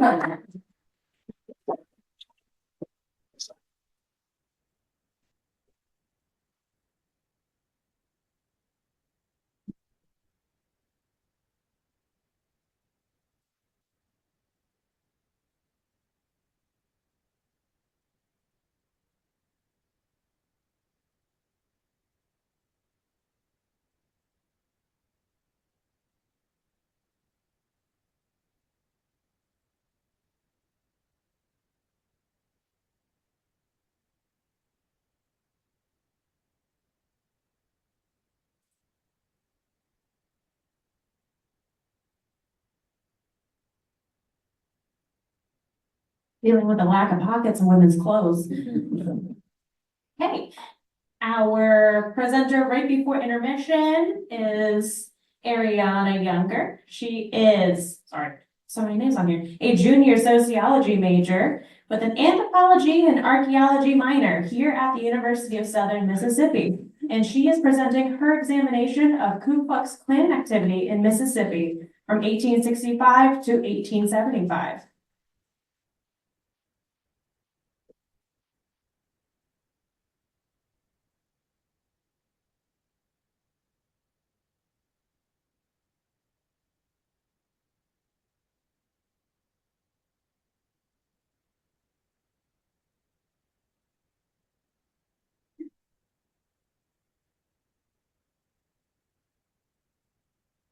How are you doing? So I will be doing an examination of Ku Klux Klan activity in Mississippi during Reconstruction. And I'll be looking at the ways in which the Klan achieved their goals, the types of violence, their main targets, and other factors that may have impacted their methods. So for historical context, the Ku Klux Klan was first started in Tennessee by 6 Confederates. They used that time to discuss their experiences in the Civil War, while also criticizing some of the changes that was taking place in the South during this time. They were pretty much against Reconstruction. They did not like that African Americans were getting more rights. They were not considered citizens. They were emancipated from slavery. And because Republicans, that was typically the ones who supported these changes, they were also anti-Republican. So they had political and racial objectives when they conducted some of their terror. And also they were a loose collection of men at this time. They weren't a full organization just yet. They were kind of sprinkled throughout southern states. So they did promote racial and political terror, and that threatens democracy. And it also creates more division between citizens. And it's important to discuss this topic too, because there isn't a lot of data about Ku Klux Klan activity in Mississippi during Reconstruction. And there also is not a lot of data on the patterns in their activity. So my project will seek to answer these questions. Additionally, I decided to choose economic prosperity, race, and political affiliation as the factors that I will focus on in my project. So these are some of the sources that I used in my project. The key takeaways from this is first, there was attempts to snuff out some of the Klan activity in Mississippi directly by Governor Alcorn. He did create a secret service and he hired detectives who would infiltrate Klan meetings, and they would hope that some of the members may accidentally admit to crimes, and that way they could prosecute them later. And also there was the theory that African Americans may be less likely to experience Klan activity if they were in locations that had a higher percentage of African Americans. So I started my project going through each letter in the paramilitary terrorist organization Ku Klux Klan tag. White knights, white liners, and names like that were used interchangeably with the Klan. There were other white supremacist groups that existed during this time. So, but a lot of them were incorporated into the Klan over time. So sometimes people would refer to these groups, but they were referring to the same people as the Ku Klux Klan. So I used both of them in my project. And then after going through all these letters, I would take out all the events that were mentioned in the letters, and then I would categorize them. The next slide will show the categories that I used. And then I'll also find the locations. And these locations I would use to create 3 maps. Again, that were economic, race, and political affiliation, using the election data and census from 1870. And my web map has a more summary of each letter and also a summary of each event. So in total, I had 38 letters and 67 reported incidents. As you can see, the predominant category was intimidation and threat, but most letters actually fit into several categories. So while this was the biggest one, a lot of the letters actually fit also in racial and political. There are about the same of those. An example of an event that I would have to categorize would be if an African American tried to go to the polls to vote, but there were armed militiamen who were there and prevented that person from voting. That would be intimidation, political and racial. And if they were to die, they would be included in the deaths. So there were 2 themes that I noticed in my research of the letters. is that many people felt that the government was not doing enough to combat Klan activity. In this quote by E.C. Walker, he talks about the poor Black citizens of Matsubi County, and he mentions that many of them have been dealing with this violence for years, and there haven't been any changes, and he's requesting arms from the governor so that they can protect themselves, because he felt that the local law enforcement were not doing enough to protect them, and many other counties also either requested for arms or they will request for troops to keep the peace. And another way that the Klan were difficult to prosecute was simply because they had strong connections. If the court members were not Klansmen themselves, they knew of each other, they may have been paid off by the Klansmen. There have also been instances of Klansmen threatening witnesses to not testify against them. And then from Symposium from Lee County discusses how the courts are corrupt in his county and several others. And then the second thing that I noticed is that white Republicans and African Americans were not treated the same. While they both suffered from Klan violence, the ways that it was done were differently. Typically when white Republicans in the letters, typically when they were assaulted or threatened, it was due to their position. So if they were a politician or if they were a lawyer, they were more likely to be assaulted or threatened. However, African Americans in the letters who were assaulted, they did not have these positions. They were typically just ordinary citizens trying to go about the day. John Adams from Warren County describes an event in Vicksburg where armed white men came in and they ran a lot of African Americans out of their church, ransacked their homes, and also forcibly removed arms. And that was another instance that would happen a lot in letters, that African Americans will have their arms taken away, whether it was a gun or anything perceived as a weapon, such as a knife. Those were taken as well, simply because they were concerned about insurrections. That was the justification that they used for over-policing these counties that were predominantly Black. So on the left side, I have all of the counties that are predominantly Republican. Those are the darker regions, while the places that are lighter have less of a percentage of Republican voters. And same thing on the right with the African American population. Darker regions have more concentration, while the lighter places have less of a percentage. And as you can see, there's a lot of overlap in the places that have mostly Republican and mostly African American, because at the time, a lot of African Americans were Republicans. And the green spots in each county just tell you that there was an instance of violence, and the numbers would then tell you how many. And a lot of the places that have a moderate amount of African Americans or a moderate amount of Republicans have the most instances of Klan violence. And that may be due to the fact that there's more of a division in those locations, simply because there's less racial homogeny or there's less political homogeny. So there's more opportunities for that violence to occur because there's more tension. And this is the wage GDP by county. The darker regions, again, are places with the highest percentage. There's not as much of a correlation between high GDP and Klan violence. It is kind of spread throughout the state. Warren and Hinds County have the highest GDP, but they also have significant Klan violence, but so do other places. That also kind of goes against a theory at the time that a lot of Klan violence was due to poor white Southerners. As here, it's in poor places and it's in richer places. So race and politics were definitely the predominant factors that drove Klan violence. And the ways that the Klan implemented their attacks were different versus if you were a white Republican or an African American Republican. And this is extremely important to discuss as Ku Klux Klan does exist today, and there are other white supremacist groups that do exist today. And that would be a really good start to other research on this topic, is looking at other white supremacist groups, as I mostly focus on the Ku Klux Klan. But also another avenue would be going through and looking at reports in newspapers, just to get a fuller picture of all the violence that was going on.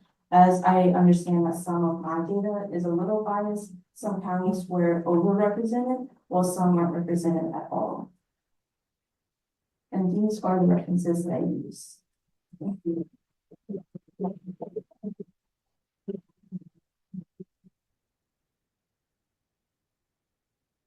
Questions?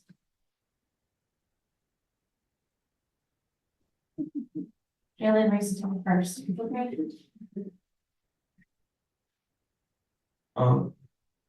When it comes to the topic of bias within your data set, like potential bias within your data set at the very least, do you feel like one of the reasons why some counties aren't represented at all, or some counties are overrepresented is due to like the personal feelings of whoever would write to the governor, like and the lack of influence they may have had in terms of like whether they felt like it was worth it to reach out to like a person in power, a political official. Say, for instance, a majority Black town not bothering to write to the governor for furnishing arms because they know that he would really take an interest, that kind of thing.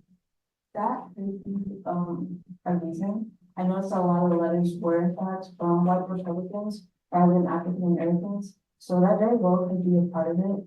Also, I noticed that a lot of places with the highest population will be sending in the most letters, just because there's more people there. The places that were predominantly Black did have lower populations, so it could also be that. Thank you.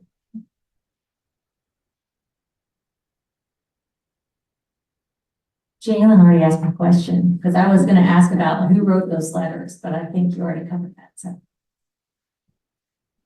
Great minds think alike.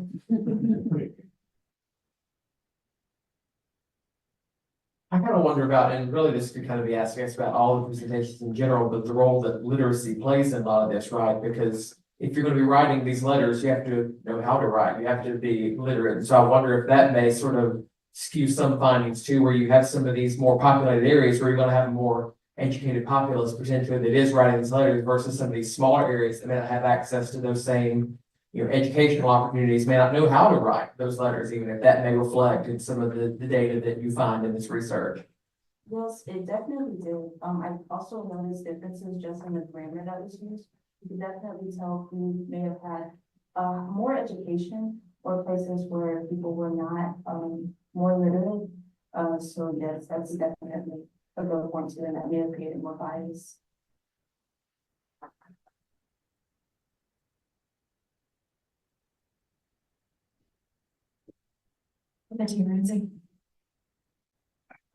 And I'm really curious, Ariana, you mentioned that the Ku Klux Klan and these white supremacist groups were removing arms from members of the Black community, and that the Black community was requesting arms from the governor.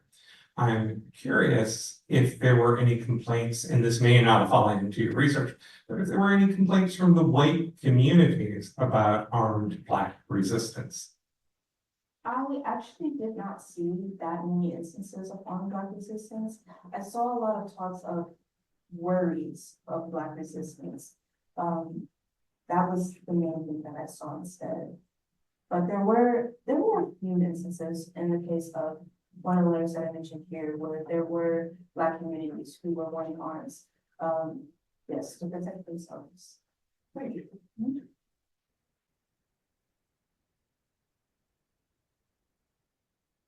I remember when you picked your topic and we were both looking through the letters, that there was one letter that seemed like it was written by the Klan posing as African American citizens. Did you see any more instances of that, either them posing as African Americans or Republicans or both?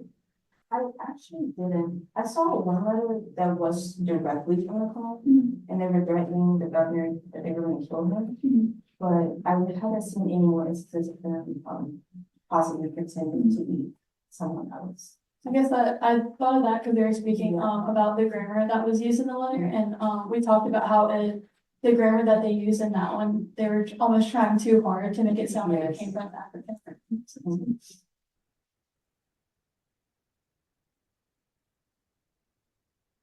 Any other questions?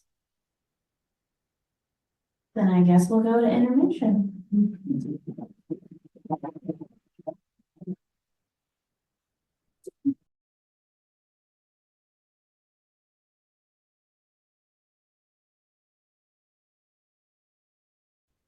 Hey, welcome back from intermission, everybody. And our next presenter kicking us off is Mariana Ladrilleros. I didn't take Spanish, I took Latin.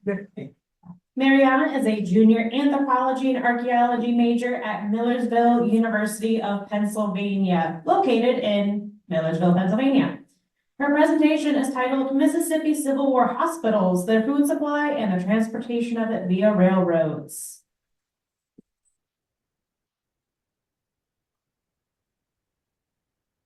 So, hi, my name is Mariana Ladrilleros. My presentation, we already said the title of it. But my research looks into the need for railroads, specifically looking at the transportation of food into hospitals and how damages of railroads affected such. My research also aims to show that the transportation of food was prioritized over medical supplies, as food was for everyone, while medical supplies wasn't. Hospitals prioritizing food can give us insight into how people viewed, how people in this time period viewed health and food's role in the recovery of patients. Pre-germ theory, there were various leading explanations for the cause of disease and illness. One such theory was the humoral system of medicine, which explained that illness occurred due to an imbalance in a person's four humors, which is yellow bile, black bile, phlegm, and blood. And one of the aspects of this theory was the belief that foods had certain properties which aided patients in their recovery. Although the humoral system was declining in popularity at this time, the concept of food and its healing properties persisted. Therefore, during the shift in the way war was fought, and from a Napoleonic style warfare to an increasingly industrialized warfare during the Civil War and its unprecedented amount of deaths and casualty rates, came the rise of hospitals and by proxy their need for railroad systems to supply these institutions with food and support the patients and staff. The majority of the literature that I looked at focused on agricultural historians in neighboring states neighboring Mississippi, and I use these to point out potential areas where Mississippi could have acquired a food supply. My methodology. In total, I ended up with 2 subsets of letters collected from the archival website of the Civil War and Reconstruction Governors of Mississippi. I looked at letters that mentioned hospitals and supplies, and then I narrowed this down to just ones that were requesting food and ended up with a total of 10 letters. And then for my second group of letters, I searched for mentions of railroads and damages, resulting in 5 letters. Then these were imported onto a mapping software called QGIS, and they appear as point data. Okay, so I had 4 main research questions. 1, what food items were most requested by hospitals? 2, do these hospitals have to acquire these foods via railroad transportation? 3, which hospital locations had the most requests? And 4, do locations with the most requests coincide with locations where railroads were reported as damaged? 1. So to answer this question, I made a total of 3 tables. This first one was created using all 10 letters. The one was a correspondence letter from the Mississippi Lunatic Asylum, and the other 9 were ration returns from on-site hospitals. And this shows like the frequency of the most frequently requested food items. And you can see at the top, 9 out of the 10 letters ask for rice, 9 out of 10 ask for sugar, and so on. But when we look at the actual quantities requested in these letters, the order changes a little bit because I have it ordered from most to least. For these next 2 tables, I only use the ration returns as they actually have the amount of food requested, and in the correspondence letter, they don't say how much food they need.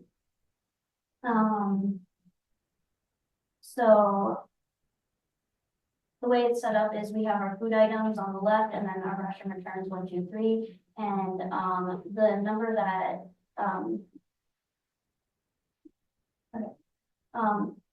in the beginning of each ration return, the institution decides how many rations they'll need.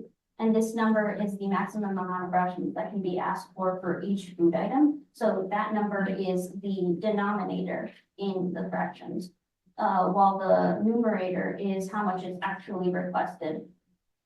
So for salt, you can see they ask for 50 out of 50 rations in letter number 1, while for coffee, they only ask for 30 out of 50 potential rations. Now, because the denominator varies for all of them, it's kind of hard to tell which ones like requested the most. So I did percentages, so it's just easier to visually to see.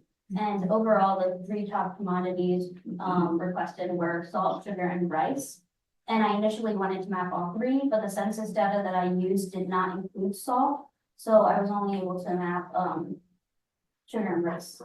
So 2, did these hospitals have to acquire these foods via railroad transportation? What's it called? I mapped sugar first. The census data had both cane sugar and maple sugar. For cane sugar was produced in 3 counties, primarily in 3 counties.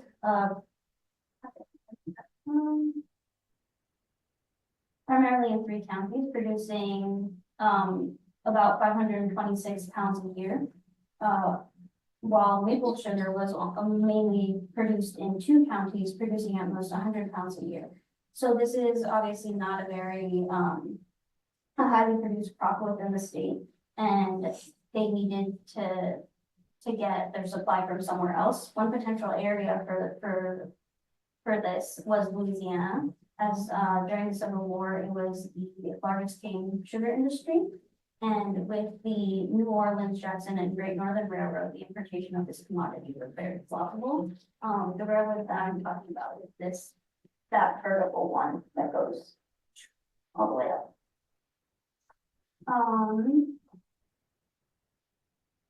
Next was rice. Rice is produced in primarily 13 counties, producing at most 738,480 pounds of rice. And while their production of rice is much higher than the production of sugar, it's still it was still fairly low overall. One area they could have gotten their supply was Georgia, as it was a leading rice industry. And these maps show the need for the railroad industry and their importation of food, of commodities in high demand, basically, from these hospitals. So which hospital locations have the most requests? So for this I also used the 10 letters, and overall 1 was from Clinton, 6 were from Jackson, 1 was from Whitefield, and 2 of them are unknown locations. This shows that a whopping 60% of letters came from Jackson, Mississippi, and it made me wonder if the areas with higher numbers of requests meant that they were highly targeted areas and therefore in need of more supplies and supply of food. So I asked question number 4, do locations with the most requests coincide with the locations where railroads were reported as damaged? Red points are railroad damages and blue points are hospital locations.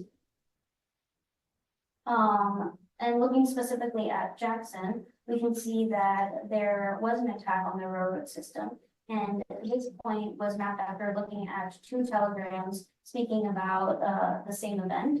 The telegrams state that Jackson was targeted by the Union in the Battle of Jackson, Mississippi on May 14, 1863, after After the battle, Ulysses S. Grant decided not to use his troops for the occupation of Jackson. Instead, he ordered them to destroy the area, and their destruction included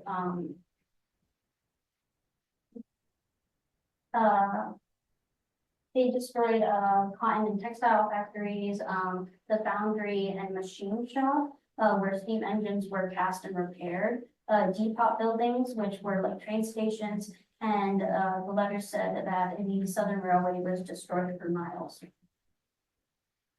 So when looking at this map, we can also see that the Southern Railway was the target of most of these attacks. The Southern Railway is this horizontal one. And that's also where most of the hospitals lie. So yeah, I believe I would need more letters to establish this as a trend. In conclusion, my research shows that there was a need for the railroad to supply hospitals with their food and the commodities that were in high demand, since the state didn't grow those themselves. Some areas that I think this research can further explore are looking at patient diets and specifically looking at comparing them to like soldier diets and how they differ. And some areas that I could have more are battles and their proximity to hospitals and how these battles affected or damaged the railroads. Website.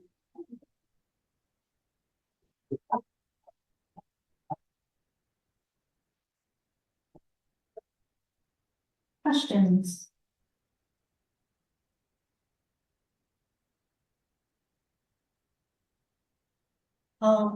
So I know the list doesn't have, I know we saw the list of the most requests from hospitals. But would there be like any kind of request for, say, like fruits and vegetables? And if so, like how would they preserve it so they don't rot? Right, that's a very good question. In the ration returns, there was no slot for vegetables or fruits. And I thought, what's it called? And that's because they don't preserve very well. I know someone in the last cohort talked about salt, and salt was a very big thing used for production. So that's also what I was looking at. That I also think another place that can be expanded in this research is seeing why these were the highest commodities asked for in hospitals. So salt is a potential reason why. So in hospitals, that's a potential reason why salt is highly requested. What's it called? No, I didn't see any requests for fruits and vegetables. Thank you. Yeah.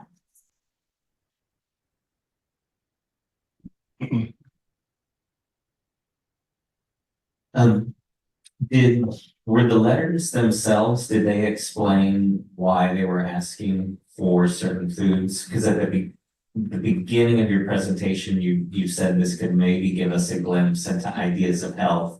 And did you get any hints or glimpses of that? Yeah, that's kind of something that I wanted to argue, what's it called?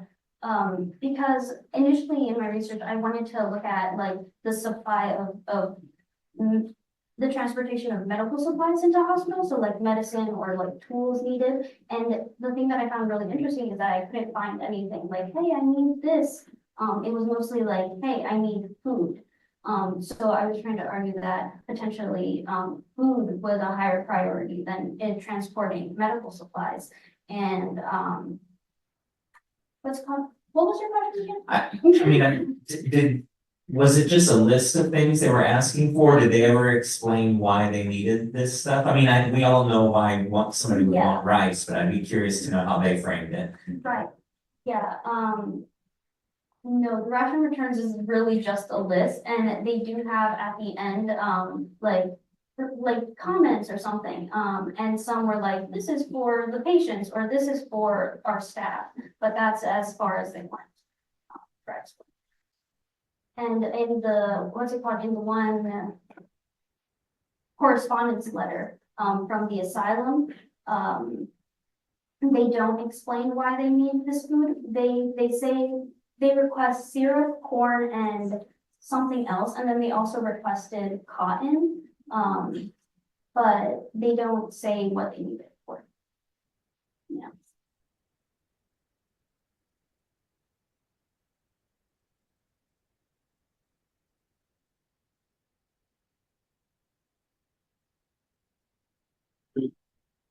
Just observationally, I'll just say that for my modern citizens, I think these people are not asking for nearly enough coffee. But, back to the question, I'm wondering, because when you were looking at sort of the battles and some of the points in time when railroads were damaged, did you notice an uptick in the letters? Like, was there an increase in requests after some of the dates of those battles? Did you notice that kind of trend at any point, or? That is kind of what I wanted to look at, too. Because I didn't really, focus in on battles, so that's not really in the scopes of my research so far, and that's why I'm saying that's a potential area for growth in this research. Because I think that'd be a very interesting thing to look at and, show.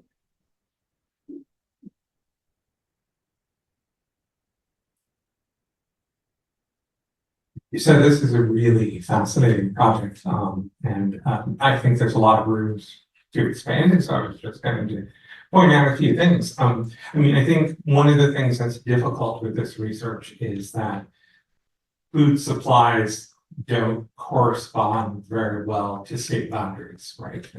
As you point out, sugar was coming from Louisiana, and corn and rice to some degree from the East Coast. And the Confederacy struggled continually with food supplies to troops, food supplies to civilian populations, in part because the Union Army was very aware of this problem. So I think one of the things you'll see is that, sugar is cut off very early on from New Orleans, very intentionally. Beef from Texas is very early on in the war, stopped the importation of beef. So there's a real active effort to limit some of these things, which I think will, as you expand the project kind of geographically, is something interesting to look at. I'm guessing though, that you won't find those fruit and vegetables showing up. And one of the things you might want to take a look at is cookbooks from the time period. Many cookbooks from the time period had invalid sections where they talked about the food that you would feed to people who were sick. And your list of foods corresponds very closely to that, right? Rice for like a kind of rice porridge, very popular, and appropriate. Coffee as a kind of stimulant was often, although tea also was recommended. Corn, oddly enough, which would have been more available in the South, was not usually recommended for invalids. And so your lists really correspond to those menus and cookbooks, and it'll be interesting, I think, as another avenue to pursue is to kind of take a look at cookbooks. Thank you. You can hold on, Ramsey. Thank you, Mariana.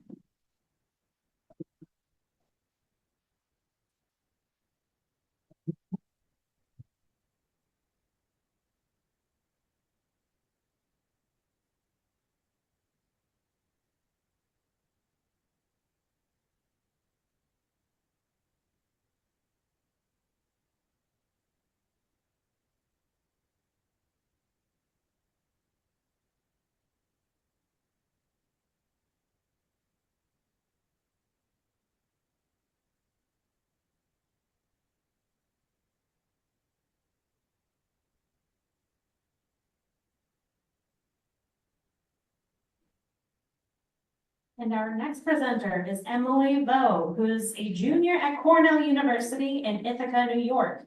She is a computer science major with a double minor in Asian American Studies and Public History. Emily's presentation is titled Levee Landscapes and Uneven Geographies of Reconstruction, Yazoo, Mississippi Delta.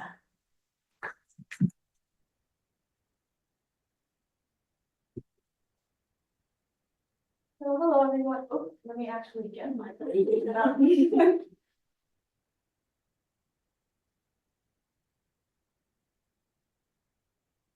Awesome. So hello, thank you for coming. And like May said, my paper is on levee landscapes and uneven geographies of Reconstruction Yazoo Mississippi Delta. So I first want to begin by introducing the frameworks and interest into why I wanted to examine the Mississippi Delta. I first came across an article titled "A Totally Different Form of Living on the Legacies of Displacement and Marriage as Black Ecologies," written by Black Studies scholar Justin Hosby. And in it, he writes, "We reflect on water, swamps, bayous, wetlands, and Black life in the United States and the forms of freedom and racialized unfreedom that these ecologies have facilitated." And although the article was based in the studies of Marines and marriage, which is the act of escaping and extracting oneself from slavery, specifically during the antebellum period, the article's place-based research and the application to the study of critical geography and infrastructure sparked an interest to me. So I wanted to further explore how these reflections of infrastructure could be applied to the Yazoo Mississippi Delta during the Reconstruction era. And through the study of infrastructure, I focus on one main institution, the beginnings of the levee system, by examining letters and legislative documents within CWRGM.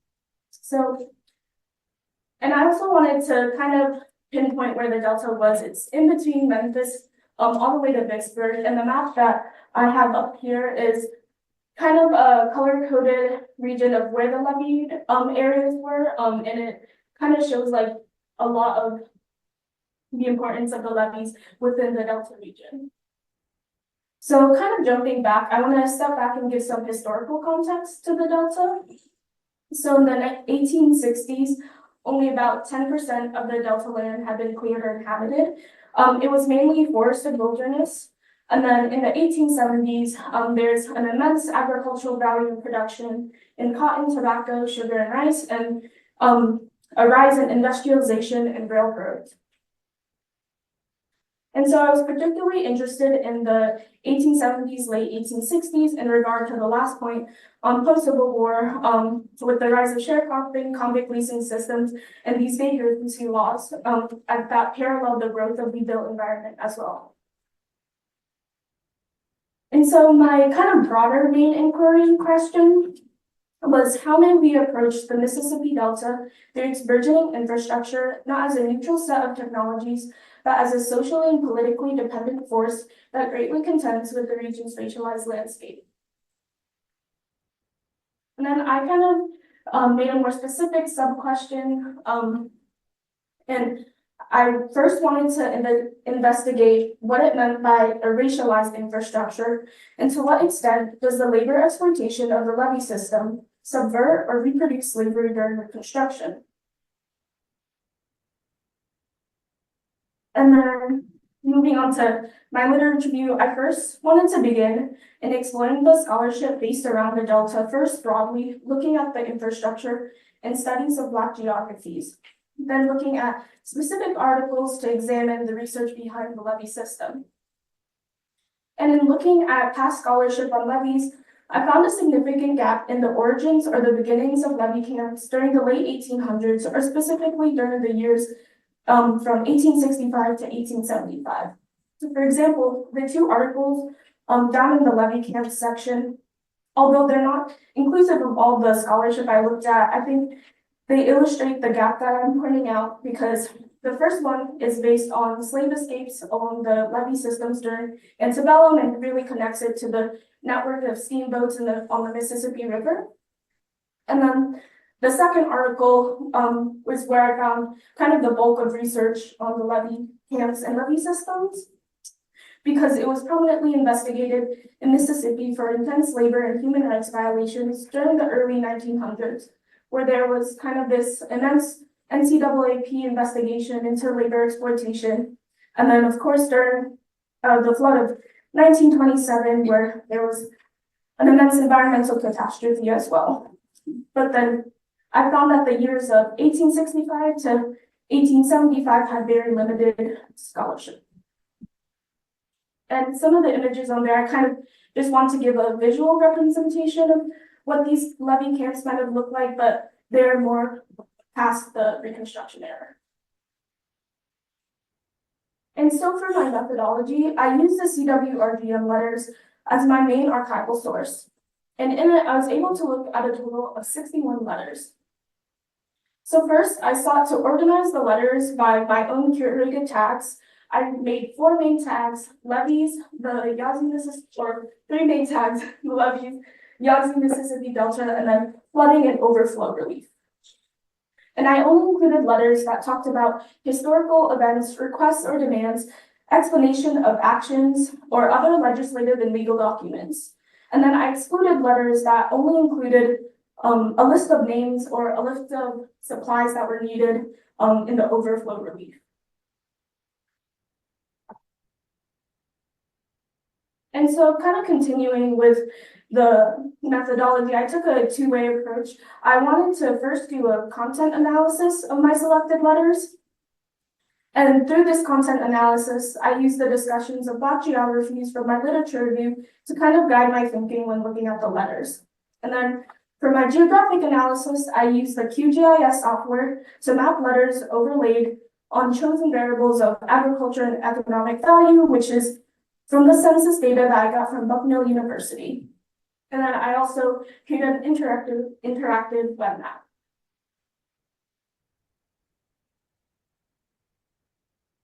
And so after analyzing and organizing the letters, I found major takeaways from each tag. In the levee letters, I found that there was a combination of letters that spoke to the importance of the levees and the social and political identity of the Delta, and directly citing the Mississippi River, but also using language that advocated taking action for flooding, for caring for destitute peoples. But what was most interesting and surprising to me in the levee tag is that I found a section of 12 legal documents that were proclamations from Governor Ames that detailed leasing convicts to work on levee camps and the rewards for the capture of their escape. In these proclamations, it's detailed that these escapees from the convict leasing system were on the Yazoo, Bolivar, and Noxubee River levee works. But I think this was interesting to me because through the literature review of modern marriage, we see some parallels to fugitive slave ads from the antebellum period in the 1700s and early 1800s. Although they're not directly the same, it's still reminiscent and it still sees convicts or fugitives who were mainly formerly enslaved individuals that were then exploited again for forced labor. Then these proclamations detailed a $50 reward for the information or capture of these convicts. So we see a production of antebellum values in both forcibly conscripting labor on the levee landscapes and their reactions to refusal and resistance. So I also just wanted to zoom in and look at one of the proclamation letters and what was exactly written on them. So first, they would have a description of the convicts' names, where they escaped from, and how long they had been working up there. And then they would also describe them, and about 10 out of 12 of the proclamations had the description of either their height, their physical description of hair and blacks, and using racial identities of either mulatto or dark skin. And then I also found that even though these were used as legislative documents, they were also printed into newspapers. And then kind of for the next tag, for the overflow and flooding letters, I found that the relationship to the plantation and cotton production was very much referenced and often cited to portray the importance of providing aid to both levee construction as well as requesting aid for destitute persons for overflow relief. But I also found a subset of letters that I analyzed, which included that were similar to a letter that was included from A.T. Morgan, which is the one on the right-hand side, to Governor Ames, which details how the people in Yazoo City were in need of aid and their need of aid had been exaggerated for political reasons. And he points out that these political reasons were due to misconstruing information. And he says, and his quote is, "The water at present is on a stand, so it's blocked by the levee. I see no necessity for much aid, owing to the peculiar disposition of many of our people to misconstrue everything coming from Washington through so-called Republican channels. And I think even though I still found these few letters that were similar to an opposition to providing over relief, it was still important to consider that the other 33 letters detailed and even more in the CWRVM archive really intricately detail how communities and people near the rivers and waterways were destitute and sufferers of flooding, but many of these names and families were either Black Mississippians, formerly enslaved individuals, and white rural farmers, often of impoverished background. So we see a really racialized outlook to the levee landscapes, even to the flooding and requests of overflow aid, as some of the letters say that they're exaggerated and they're not real sufferers, and the spaces in which infrastructure is really tied into their plantation sites. And so after analyzing, kind of seeing what I found in the letters, I also wanted to see if there was a geographic perspective. And so I mapped out how much the location or presence of the levees and the levee escapes, which I included in the same yellow markers, correlated to certain variables. I picked the value of tobacco and cotton agricultural production because they were the major crops at that time. And then I wanted to see if there was a correlation, and I could see that there was a lot in the kind of major counties in the Delta that had a lot of the tobacco and cotton agriculture. So I could see that there was this relationship between the levees and the flooding and upholding this cotton in production. And so kind of for my next geographic mapping comparison, I wanted to see if it had changed throughout time. So I mapped up the total, just general agricultural production in 1860 and the total agricultural production generalized not for any crop in 1870. And I didn't really see any correlation. It's kind of randomly throughout the Delta, but I still thought this was important to investigate to see how the agriculture changes throughout that time. And so to kind of just conclude, there existed places or geography of resistance despite a campaign of antebellum reproduction. The physicality and presence of refusal continued throughout the Delta. Ultimately, the levee infrastructure continued to reproduce antebellum values, creating a racialized ecology that continues onto the modern landscape. But the tactics of control shifted to more carceral practices and environmental racism, both in regards to convict leasing on levee works, but also in how the landscape of the Delta is weaponized as a way to uphold antebellum racial hierarchies. But of course, I think the study could be benefited with much more further research and analysis through collecting more convict escape proclamations, especially the ones in the Weekly Mississippi Pilot newspaper and other newspapers in the region, and then possibly comparing them to CWRGM as well. And so to end, many of the letters and documents detail how these geographies were racialized, as well as how free people subverted the infrastructure put in place through similar historical acts of refusal. Thank you.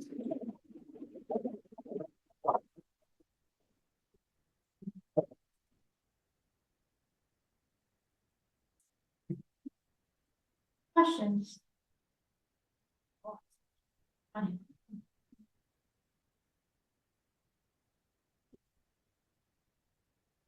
Hi, you did really great. Let me start by saying that. And I have more of a comment and maybe open up for discussion. You said for further research, you would consider looking at more convict proclamations by the governor. I was just whispering to my friend, Dr. Touré, said that it's a lot like fugitive slave narratives. And it would be interesting to see side-by-side comparison between the language that's used to describe the convict, escape convict versus the escaped enslaved person. So if that's any interest to you, that's just open for discussion. That was definitely something of interest to me because I was trying to see in the CWRGM data set, the proclamation would just have like a general description of like physical features and like where they escaped. But I saw also there was this newspaper article, and it was just from the Mississippi pilot, but it had their relation to like what crime did they commit so that they were in that convict leasing system, and this like narrative as well as where would they have escaped from or to. And so kind of seeing how those like compare to just the generalized proclamations too, and the fugitive slave acts as well from like the 1700s. So yeah, I definitely would want to like look into that.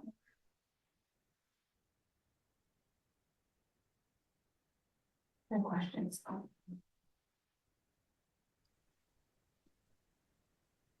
Where were they trying to escape to? Were they getting over the levee and getting in the water and then just floating away, or?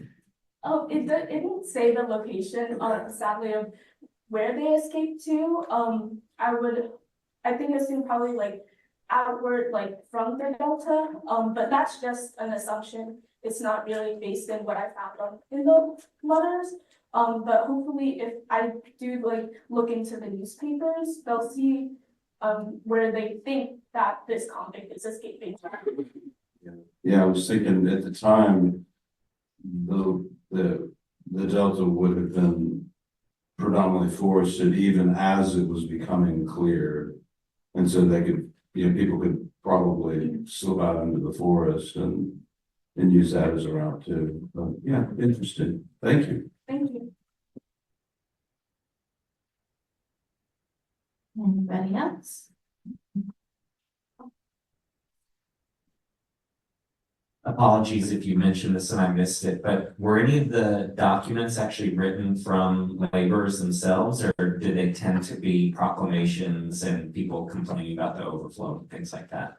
Yeah, mainly proclamations, especially for the levy tag. They were mainly from either government officials that were working like to kind of report back to the governor what was happening in that region of the Delta. And then proclamations to say that this person had escaped. But then in the overflow, there's a little bit of a more narrative feeling because they say that this is our situation, this is what has happened to the community here because of the flooding, because this levee broke in like one of the Tunica counties, and why we need this levee constructed, because they kind of draw this relationship towards upholding like the identity of like working on the plantations. Like if the levee breaks, then it's all for nothing, we're gonna lose this whole like plantation. But yeah, mainly legal documents for the lessons. Thank you.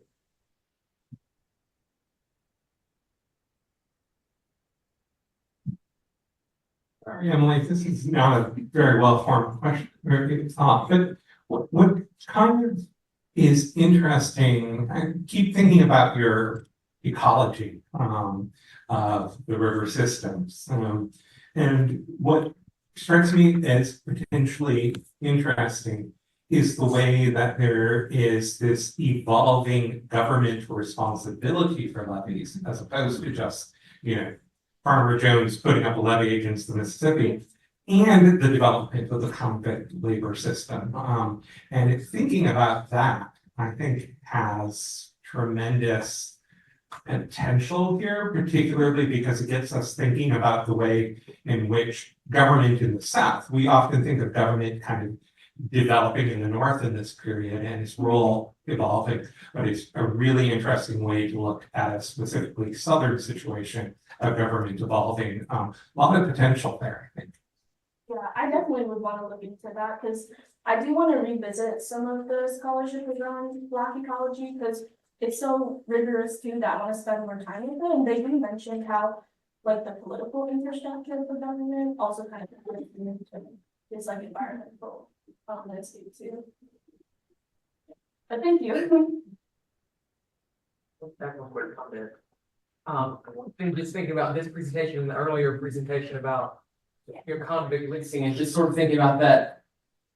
What similarities, differences exist between, public versus private? Because in the earlier presentation, we were hearing about instances where convicts were leased to private companies, private entities, versus here's more for a public project. And sort of, if there are differences, similarities, that'd be a really interesting project to sort of dig into, seeing how that all looks, what kind of differences there are there. Yeah, definitely. I didn't see any like companies that had worked on the buttons, but that would be something I had to look into. All right, thank you. Do you have any further questions? Emily, we gotta move on. Thank you.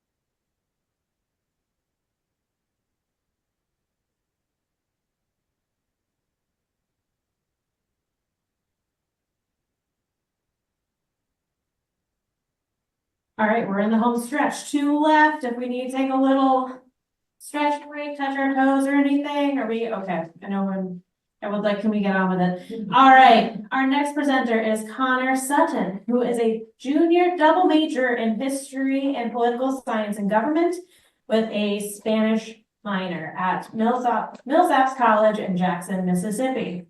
He is presenting Have Those Men Become Republicans So Suddenly? A study of the Republican Party in Reconstruction, Mississippi. All right, thank you all for coming. My project today aims to examine the Republican Party in Reconstruction, Mississippi, and more importantly, the disparities that existed between Black and white Republicans and how it led to the downfall of the party. First, I'd like to go over my sample. I looked at a very small sample of 73 letters, which were categorized according to 4 categories. The largest being appointments. These were largely letters writing to the governor for political office, appointed office such as sheriff, justice, these kind of offices. And then we have elections and violence. Elections were broken down into 2 subcategories. Party organization, which consisted of internal dialogue within the party about what policies we should support, which candidate should run in this upcoming election, things of that nature. Where voting was more public facing and more directed specifically to elections. How to mobilize voters, when an election will be called, where it will be held. And violence was divided into 2 categories, conflict and violence. And the difference between these 2 was physical action. Conflict consisted of things like voter intimidation, threats to your life, whereas violence was much more physical. It was murder, it was assassination, it was riots, it was massacres. And the final category that I saw was party conflict, which was just internal conflict within the Republican Party, disputes over if this person should have been elected or appointed, or if this election should have been called, just internal arguments. So in order to understand the Republican Party, we first need to understand the pre-war political consensus. Mississippi pre-Civil War was dominated by the Democratic Party, and within that party it was dominated by a large landowning class of planters who owned thousands of acres and thousands of enslaved people. There was also the Whig Party in pre-war Mississippi, who differed slightly in terms of their appealing to more middle-class Mississippians, ones that did exist, and appealing to a more industrial focus. But both parties focused extremely heavily on preserving the institution of slavery and trying to protect its expansion, leading eventually to Mississippi seceding from the Union when that expansion was threatened by the election of Abraham Lincoln. But this theme changes dramatically with the Civil War. After the war, Mississippi's property values were dramatically less. Before the war, it's the richest state in the Union, but is destitute at the end of it.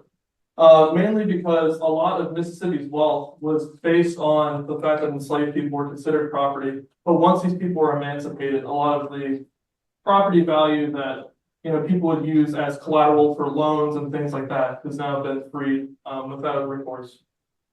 The other huge change in Mississippi politics is the fact that there was a giant new class of free Mississippians, half of which can now vote in 1870 with the passage of the 14th Amendment. And so now we get to the Republican Party. So old faces come to the Republican Party in Mississippi. Pictured here is Governor James Alcorn, touched on in previous presentations, but he was a familiar face in Mississippi politics before the war. He was one of these planters, except he was head of the Whig Party at the time and was a former Confederate general and represented this new faction of white Mississippi Republicans who accepted the end of the Civil War, the demise of slavery, but did not accept this growing push by more radical Republicans for growing Black civil and political rights.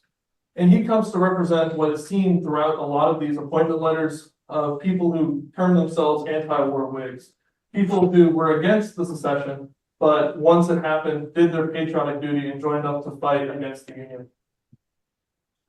Now I'd like to turn back to the letters. Here we can see the geographic distribution of all these appointment letters I talked about. As we can see, it was widespread throughout the state.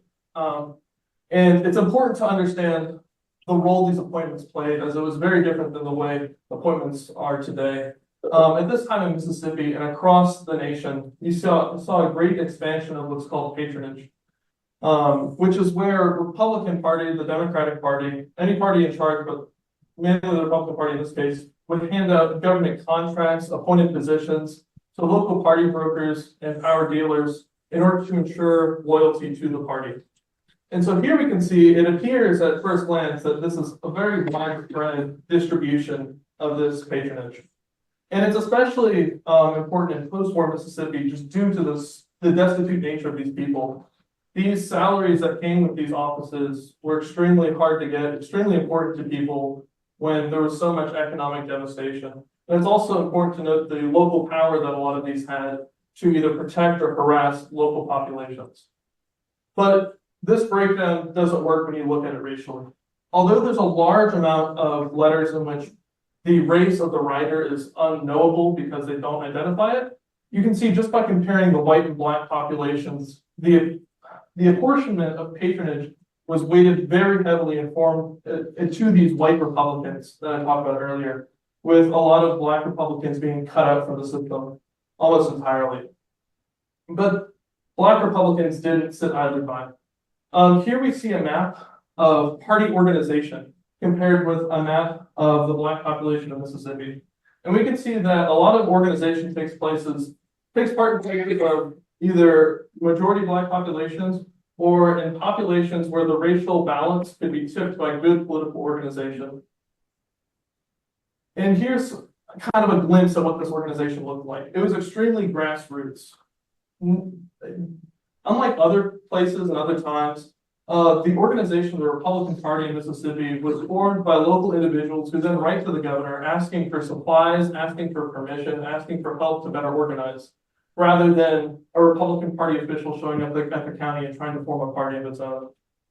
I think this may possibly represent another avenue for Black citizens to attain political power. If they couldn't get it through appointment, perhaps by this organization, they could gain it through electing people to state legislature and other elected offices. But the Democrats did not sit idly by while this happened. Starting in 1868, most notably, the Democratic Party and white terrorist groups such as the Ku Klux Klan and the White League organized using tactics of fraud and violence to try to carry elections against this new Republican majority. And they find themselves successful in 1868 when they helped defeat Mississippi's ratification election, where Mississippians voted to certify a new constitution so they could rejoin the Union, which included a clause disenfranchising former Confederates. But through ballot stuffing, terrorism, and all other violent means they could afford, these terrorist groups managed to make sure that initiative fails, and it is then passed later on without that disenfranchisement clause. But what I think is really important about this here is that it shows that the Democratic Party and white terrorist groups were starting, even during Republican rule, to refine these tactics of violence, and political violence especially, to try to challenge Republican rule, which they eventually do during the breakup of the Republican Party. Going into 1873, a lot of Black Mississippians seem to be very fed up with them being cut out of this process, and they back another man, Albert Ames, who challenges Governor Alcorn for the governorship. And through the letters, you can see this election is really messy. It's full of mudslinging, and both sides become really polarized, which eventually leads to the party split after Ames's election, and a lot of these white Republicans immediately fleeing to join the Democratic Party. And this seems to be due to just this kind of this forced union. It's like when you take two magnets and shove them together. Both of these groups had diametrically opposed interests and diametrically opposed ideas of what this Republican Party should do for them. And so it seems bound to collapse. And once it does, the Democratic Party and terrorist groups see the moment and take it. And so here we see writings from some of these Black Republican organizers kind of talking about the terror they're experiencing, the violence they're experiencing, asking for help, but they never end up receiving it. After 1873, a lot of these groups organized to help carry and sweep the legislative elections of 1874, eventually leading to Governor Ames's impeachment and his fleeing of the state and the end of Republican-era Mississippi during Reconstruction. One bright point I would like to highlight here, and it's suggested by my study, but merely suggested due to the small sample size, but it seems in these areas where we had political organization, you can kind of see the effects that had on the violence and conflict surrounding these regions. Where to the right, we have incidents of violence, which do not happen in counties where we have political organization. We still see some conflict, but possibly this could indicate that these local Republican organizations posed a formidable enough threat to these kind of ragtag terrorist groups that they weren't able to fully dominate these local populations. In conclusion, this is, again, a very limited study of only 73 letters, but I think it suggests some really interesting things about the development of Mississippi politics during the Reconstruction era and challenges some assumptions about white participation in it and also the inevitability of its decline that I think are really, really interesting and think merit further investigation. Again, this needs much more study with a much greater data set to be, much more reliable, but I think this is really interesting stuff that I'm really excited to pursue going forward. Thank you.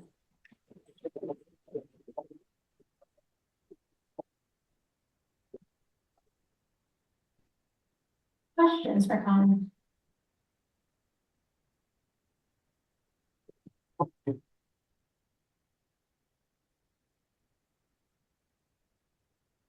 I could find somebody.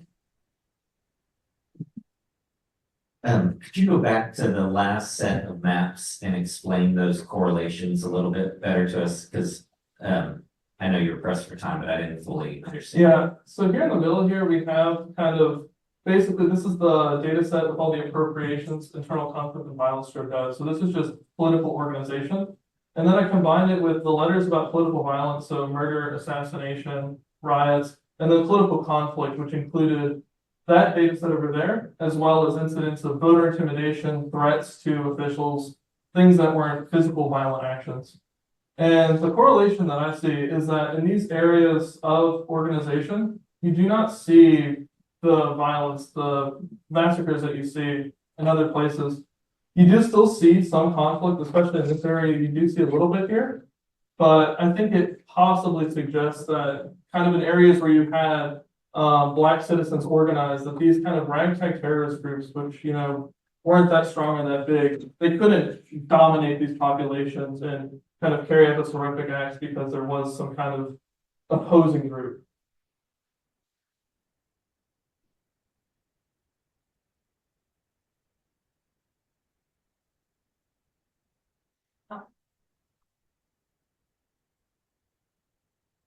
You said the Republican Party, the two its two split versions were diametrically opposed to each other.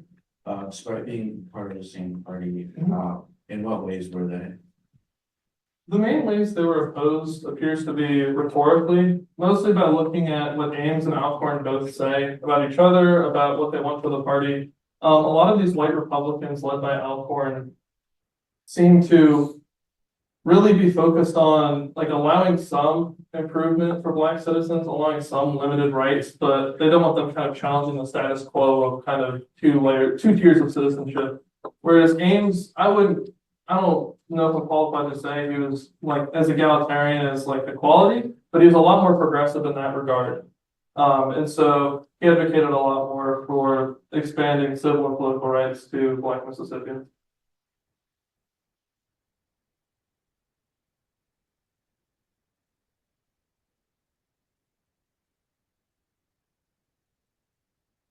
During this time, was there considered like a third party, like an undecided party, like outside of the Republican and Democratic Party? So in some scholarship, especially with David H. Donald, he kind of talked about the Whigs being like not an official political party, but a political group that switches sides definitively. I guess my problem with it is it kind of appears that way, from the surface, as a lot of these letters from these white Republicans talk about how they were Whigs pre-war. But I just question the validity of their statements because I don't think they'd be writing and trying to get in a point of position and like talk about the fact that they were like proud to be a secessionist. So like, I think definitely there was this kind of third movement of white Republicans who were kind of in the middle, but not like a formal third option. Thank you.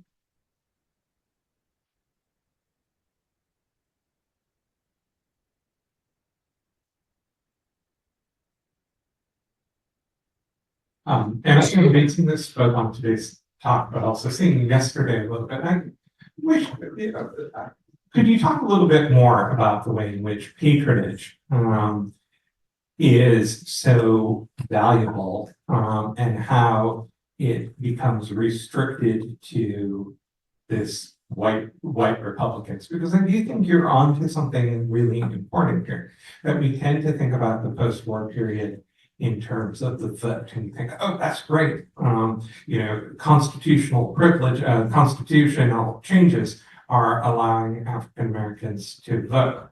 But without the economic resources, or the kind of like local power that comes with patronage, it appears that it's a very fleeting kind of victory. Yeah, that shows up throughout the letters. Like, speaking to the economic aspect, a lot of the letters, a lot of the writers really go to leaps and bounds to show just how destitute and how desperate they are. They'll talk about their 6 or 7 dependent kids, that they're approaching the ancient age of 50 years old, and that they are unable to work. So it really is an economic lifeline for these people on a personal level. But again, especially in this time before a lot of state power, and especially federal power, these local offices are extremely important for deciding who gets prosecuted. For instance, in one of the violence letters, a state legislator is shot in broad daylight at a train station, but the local judge decides not to issue a warrant for it, so the guys just write off. And the guys write to the governor saying, like, what's going on about this? And so I think that's just one example of kind of how powerful these political offices are, not even just in the terms of the personal sense of that person, persecuting somebody or protecting somebody, but enabling other people to organize and do these kind of things as well. Okay, if you have any questions for Connor, I encourage you to ask him after our next presentation.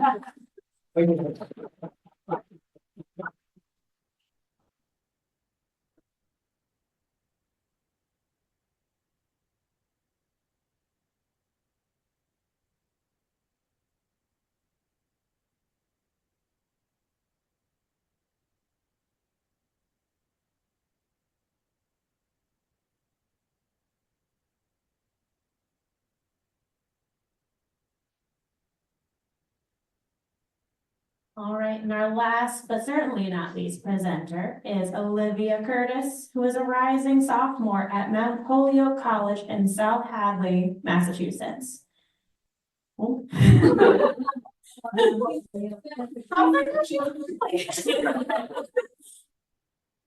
is a double major in mathematics and French. Olivia is presenting Respectfully Yours, the role of widowhood in petitions to the Mississippi governor during and after the Civil War.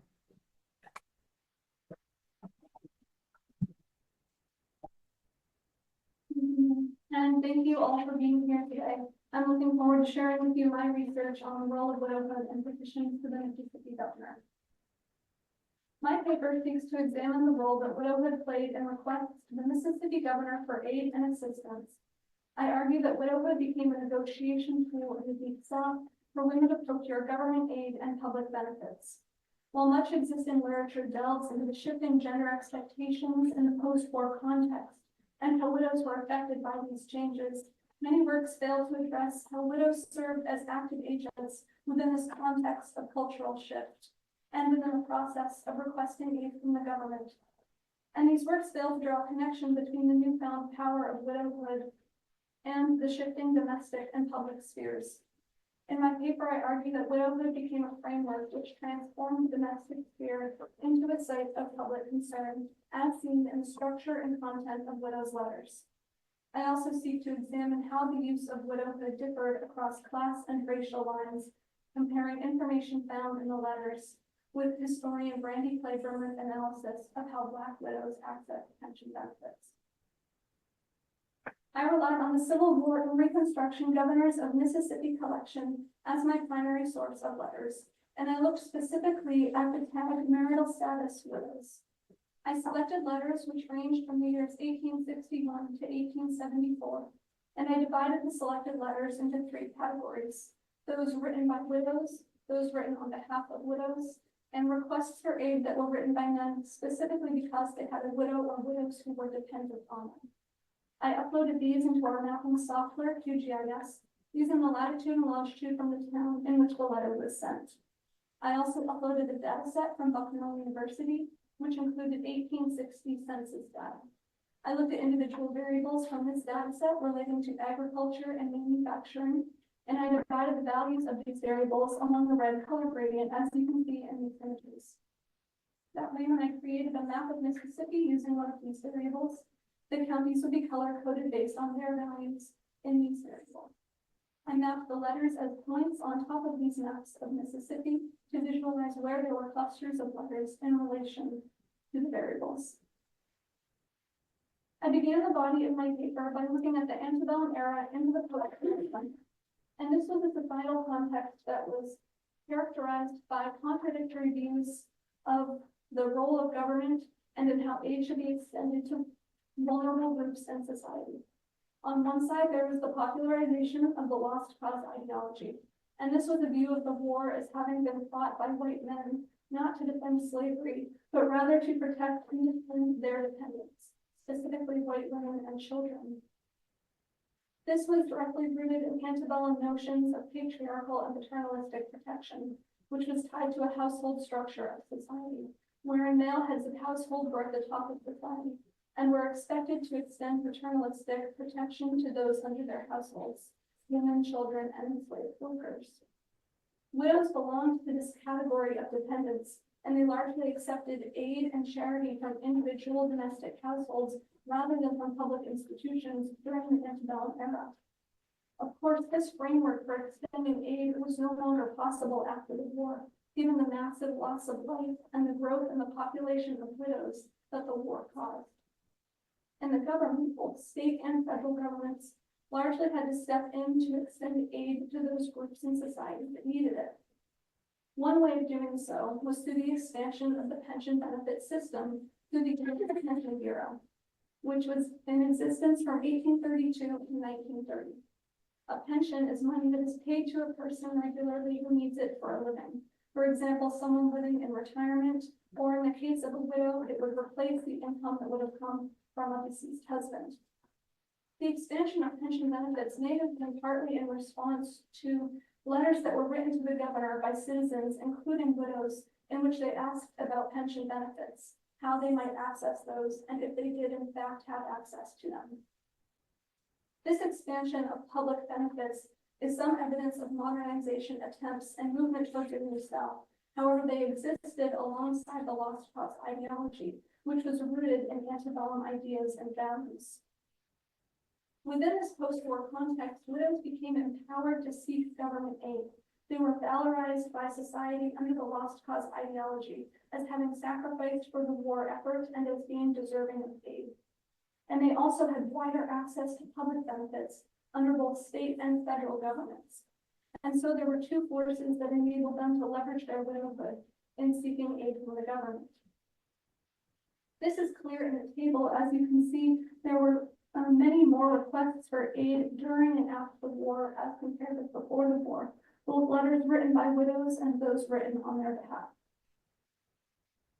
And so this idea that the government would take over and providing aid to those groups that needed it created the expectation that the government would replace that patriarchal or paternalistic protection that had once existed in individual households. Some widows made this quite clear in their letters. As you can see, Mary A. Jones wrote to the governor, "I hope you will act a father's part towards me, your humble servant." And in this letter, she is quite explicitly assigning to the governor this role of paternalistic protector who is expected to extend aid to her household. This points to an interesting development that was taking place at this time, wherein widowhood was able to reframe the domestic sphere into a site of public concern and responsibility. Widows were saying to the government that the problems caused by the war completely upturning their domestic lives were in fact the responsibility of the government to attend to. This is also clear in the structure of widows' letters. About 2/3 of them began with a statement of need, something that typically related to management of a household or to supporting a family, things that would have been seen as quite domestic in nature. This would have then been followed by a statement of one's widowhood. In using one's widowhood in this way, one could transform the domestic problems into something that were the concern and responsibility of the government as well. It was also important to look at where these letters originated, and the maps show that they came primarily from areas of high agricultural output. If we look at these specific maps, we see that they show the production of wheat, Irish potatoes, and cotton specifically.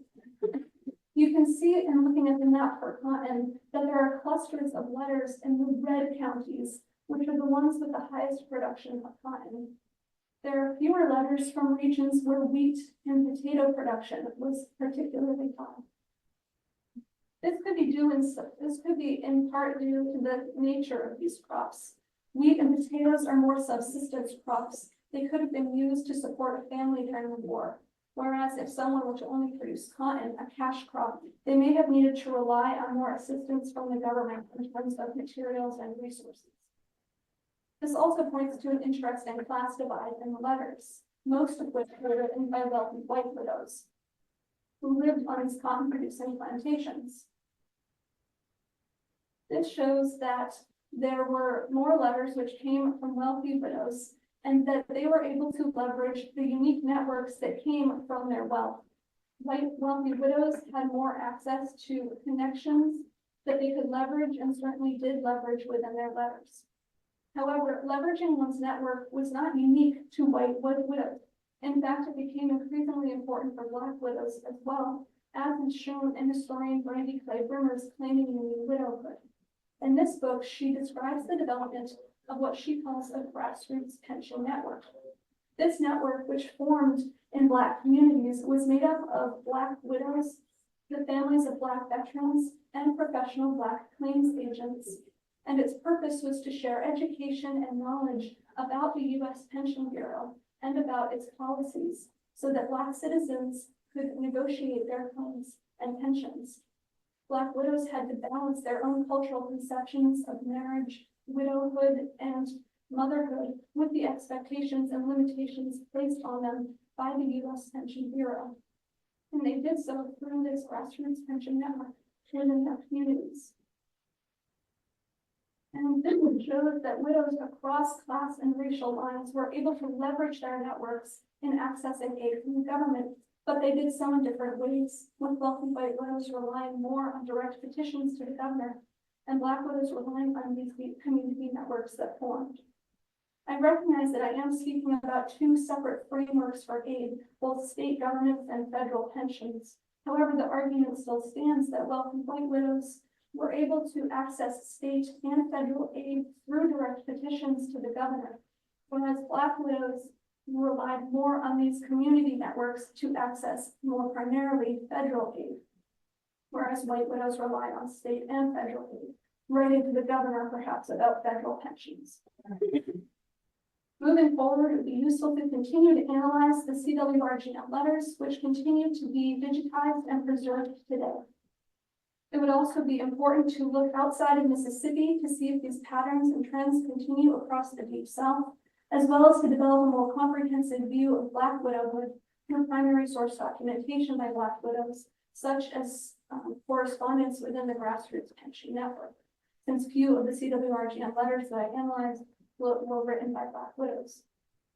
In conclusion, this post-war context uniquely enabled Black and white widows to access government aid. And one's network was important in accessing aid from the government, though it was used differently among class and racial lines. Widowhood also had the power to reframe domestic problems into something of public or governmental concern. These are my references. I thank you for your attention, and I welcome questions.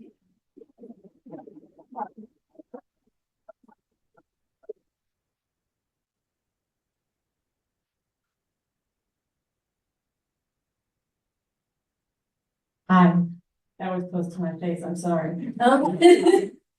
So you talk about, this apparent, it's more apparent that these richer white women that work on the cotton, like not work on, but had the cotton plantations were more likely to write to the governor, and that these, black women were more likely to utilize grassroots communities.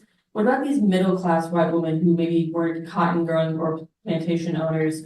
Did they also utilize a sort of more local group of aid, or were they also relying more on a larger aid? Thank you for that question. It's certainly important to consider. Yes, there were certainly letters to the governor which were written by middle-class widows. As I mentioned, it was more frequent to see letters from these wealthy white widows. However, there was a middle-class widows who I would say used a combination. Prior to the war, it was very common to rely on one's community, especially for widows in accessing aid and charity. And this certainly would have continued after the war, especially for middle-class widows who lived within those communities. However, I would say that they certainly took advantage of writing to the governor as well in accessing things. My understanding of like the modern take on the lost cause was that it was the Civil War on the Confederate side was like an attempt to protect states' rights and independent rights. But I want to know how you came to the conclusion that it was a war to protect independent or vulnerable populations such as women and children, because I think that's an interesting take. Thank you. Yeah. When I say that it was a war fought by white men to defend dependents, that really falls more into the structure of society. It was a war that was fought to defend that household structure of society where male patriarchs were at the top and had the power in society. Of course, they used protection of dependents as a way to explain or justify that patriarchal structure. Of course, within that household structure would have been enslaved workers. And so they continued to use that household structure in some ways to justify slavery. Of course, slavery was one of the main causes of the Civil War. And so I think that those are certainly tied together within the lost cause ideology, within that household structure of society.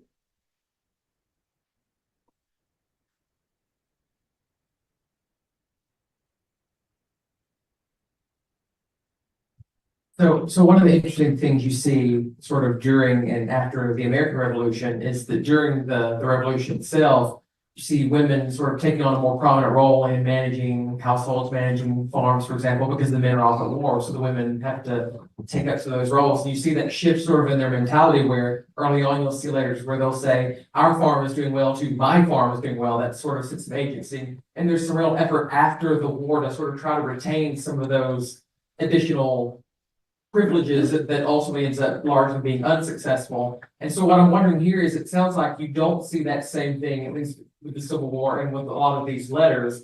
And I'm wondering if some of that is because of the link to slavery, that maybe trying to sort of uphold those traditional views, those patriarchal views, those roles of domesticity, that maybe if women challenge those in the same way in this war, that it could have potentially challenge some of those views of slavery and of African Americans as well. Do you see maybe that as a possibility, or why do you think you don't see that to the same degree here that you saw, say, with the American Revolution?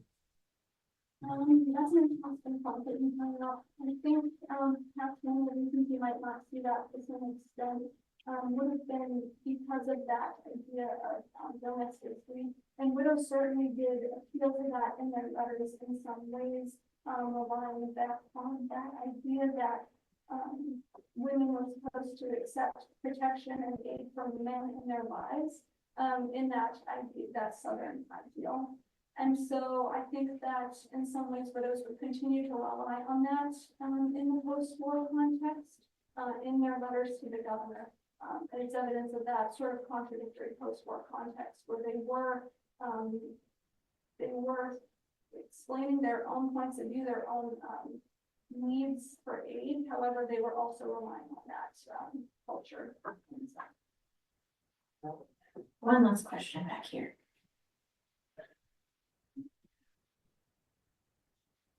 I don't know if you can answer these questions, but in terms of depending on whether or not the woman was wealthy or not, was the aid permanent or was it temporary depending on whether or not they were expected to marry again?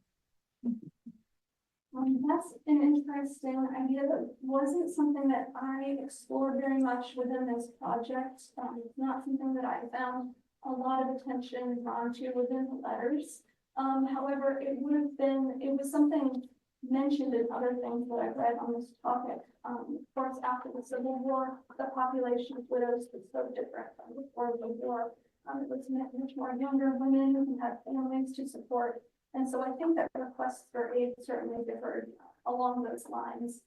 Whether they used their families typically to try and get aid as well, talking about how many children they had, who they had to support. And so I think that would be useful to consider in further research on this topic. Okay, thank you. We have any questions? I'm sure everybody would like to have us close out. I think there was all three of them, deserve this.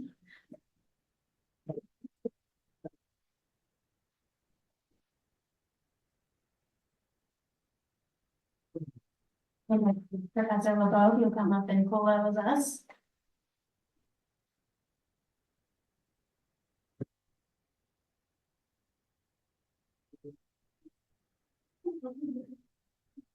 Thank you. And thank you for that. That saves my first sentence of let's give them all another round of applause. And so I don't forget, because I'm likely to do so, if all the students will hang out for just a second and make sure that we can get a group photo before the photographer leaves. So don't let me walk out either. Obviously, we couldn't be more proud of the work and efforts that this group have done over the past 8 weeks. And it's 8 weeks that have absolutely flown by. I do want to take a moment to thank our hosts of this symposium again, the Graduate School and University Libraries, the School of Computer Science and Computer Engineering, the School of Humanities, and the School of Biological, Environmental, and Earth Sciences. And of course, to the National Science Foundation for their very generous support. We do have our reception in the atrium that is already set up with light refreshments, and I hope that you can join us. And once again, let's congratulate our 2024 Mapping Freedom cohort.